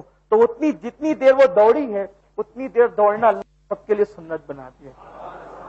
تو یہ سنت کا یہ اس کا تصور ہے. تو اتنی دیر میں دوڑیں, اور عورتیں تھوڑا سا تیز چلیں. مردوں کو دیکھ کر عورتیں بھی دوڑنے لگتی ہیں, لیکن عورتیں وہاں نہ دوڑیں بلکہ وہ تھوڑا سا تیز چلیں, معمول سے تھوڑا سا تیز چلیں. پھر اس کے بعد آپ مروہ پہ پہنچیں گے.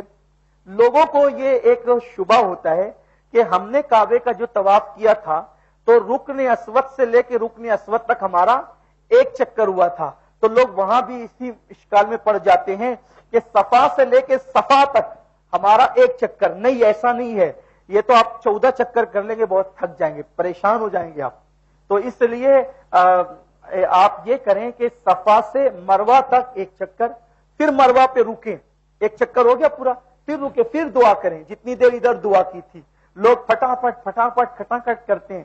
پھر یہی بات ہے, ہم عبادت کے لیے آئے, سکون سے کریں. آنے کے لیے تو تڑپتے تھے, روتے تھے, تو اس لیے بہت جلدی بھاگ دوڑ نہیں کریں بلکہ اطمینان سے. پھر وہاں دعا کریں کعبے کی طرف رک کر کے. حالانکہ پولیس والا کھڑا ہوتا ہے جو بھیڑ کی وجہ سے سب کو ہٹاتا رہتا ہے, لیکن کم سے کم اگر نہیں موقع ہے تو سورہ فاتحہ ہی پڑھ لے دعا کی نیت سے, پھر مروہ سے صفا کی طرف آئیں. تو دوسرا چکر ہوگا, پھر وہاں دعا کریں, پھر تیسرا چکر میلین اخضرین پہ جاتے ہوئے دوڑنا ہے, آتے ہوئے دوڑنا ہے. 7واں چکر آپ کا جو ہے وہ مروہ پہ مکمل ہوگا, اور یہ 7واں چکر مکمل ہوا تو آپ کا عمرہ بھی پورا ہو گیا. اب اللہ توفیق دے تو 2 رکعت نفل شکرانے کی پڑھ لیں, اور اب آپ جو ہے وہ حجام کی دکان پر جائیں اور 5-5 ریال 7-7 ریال جو بھی ریٹ چلتا ہے, کم سے کم 5 تو ہوتا ہی ہے. کبھی وہ بھاؤ بڑھا کے 10 بھی کر دیتے ہیں, کبھی 7 بھی کر دیتے ہیں, کبھی 4 بھی کر دیتے ہیں, لیکن اس سے کم شاید نہیں ہوتا آج کل. تو اگر آپ گروپ کے ساتھ رہیں گے نا تو 8-10 لوگ رہتے ہیں تو وہ ڈسکاؤنٹ کرتے ہیں, کنسیشن کر دیتے ہیں وہ لوگ. تو اس لیے جو ہے وہ آپ ساتھ میں رہیں گے تو 8-10 لوگ رہیں گے, پھر وہاں جائیں اور پھر بیٹھیں, اور جب سر منڈایا جائے تب بھی دعا کریں. وہ قبولیت کا وقت ہے. کچھ لوگ جو وہ کٹنگ کروا لیتے ہیں, بال کٹوا لیتے ہیں. عورتوں کے لیے ہے کہ وہ انگلی کے پورے کے برابر چوٹی سے بال لے اور وہ انگلی کے پورے کے برابر کاٹ لے. مردوں کے لیے یہ ہے کہ وہ افضل ہے کہ وہ اپنا حلق کروائے, ٹکلا کرائیں, کیونکہ حضور علیہ السلام نے تقصیر کرانے والوں کے لیے 1 مرتبہ دعا کی ہے, اور حلق کرانے والوں کے لیے اللہ کے نبی نے 3 مرتبہ دعا کی. تو حضور کی 3 مرتبہ والی دعا ہمیں چاہیے نا کہ جتنا بھلا ہو اپنا. وہ آج کل کے نوجوان چھوکرے وہاں جاتے ہیں, اب تو فیشن ہو گیا حج عمرہ, تو وہ کٹنگ کرواتے ہیں اور ایسے ہی گھومتے رہتے ہیں. میں نے کئی لوگوں کو کہا نبی کے نام پہ جان قربان کرنے کی بات کرنے والوں, نبی کے نام پہ تم بال قربان نہیں کر سکتے, عورتوں کی طرح کر رہے ہو. اور چلیں ٹھیک ہے, اجازت دی ہے اسلام نے, لیکن حضور نے 3 بار دعا کی ہے. جنہوں نے سر منڈانا ہے ان کے لیے حضور نے 3 بار رحمت کی دعا کی ہے. ارے حضور کی رحمت کی دعا 3 بار جس کو ملے کیا کم ہے؟ اس لیے جو ہے وہ حلق کراؤ, اور اس وہاں حلق کرانے کا مزہ ہی الگ آتا ہے. یہاں کرائیں ٹکلا بنایا تو شرم آتی ہے, لیکن وہاں اگر کرائیں تو چہرہ منور ہو جاتا ہے. وہاں حلق کرانے سے آپ خود غور کرنا، جب آپ کے بال ہوں، کرسی میں بیٹھ رہے ہو تو تب اپنا چہرہ دیکھنا، اور جیسے ہی وہ آپ کے سر پہ پھرے گا اور پھر اپنا چہرہ دیکھنا دونوں میں فرق ہو جائے گا. یہ اللہ کی نشانیوں میں سے ایک نشانی ہے. بال کیا اترے؟ ساری گناہوں کی گندگی اتر گئی اور آپ گناہوں سے ایسے پاک ہو گئے جیسے ابھی ماں کے پیٹ سے پیدا ہو. تو اب آپ نے بال کاٹ لیے، بال کٹ گئے آپ کے، تو ایسی صورت میں اب آپ احرام سے باہر آ گئے. غسل کیجئے، کپڑے پہنیے، اور اب آپ پر جو چیزیں پہلے احرام کی وجہ سے حرام ہو گئی تھی وہ ساری چیزیں حلال ہو گئی.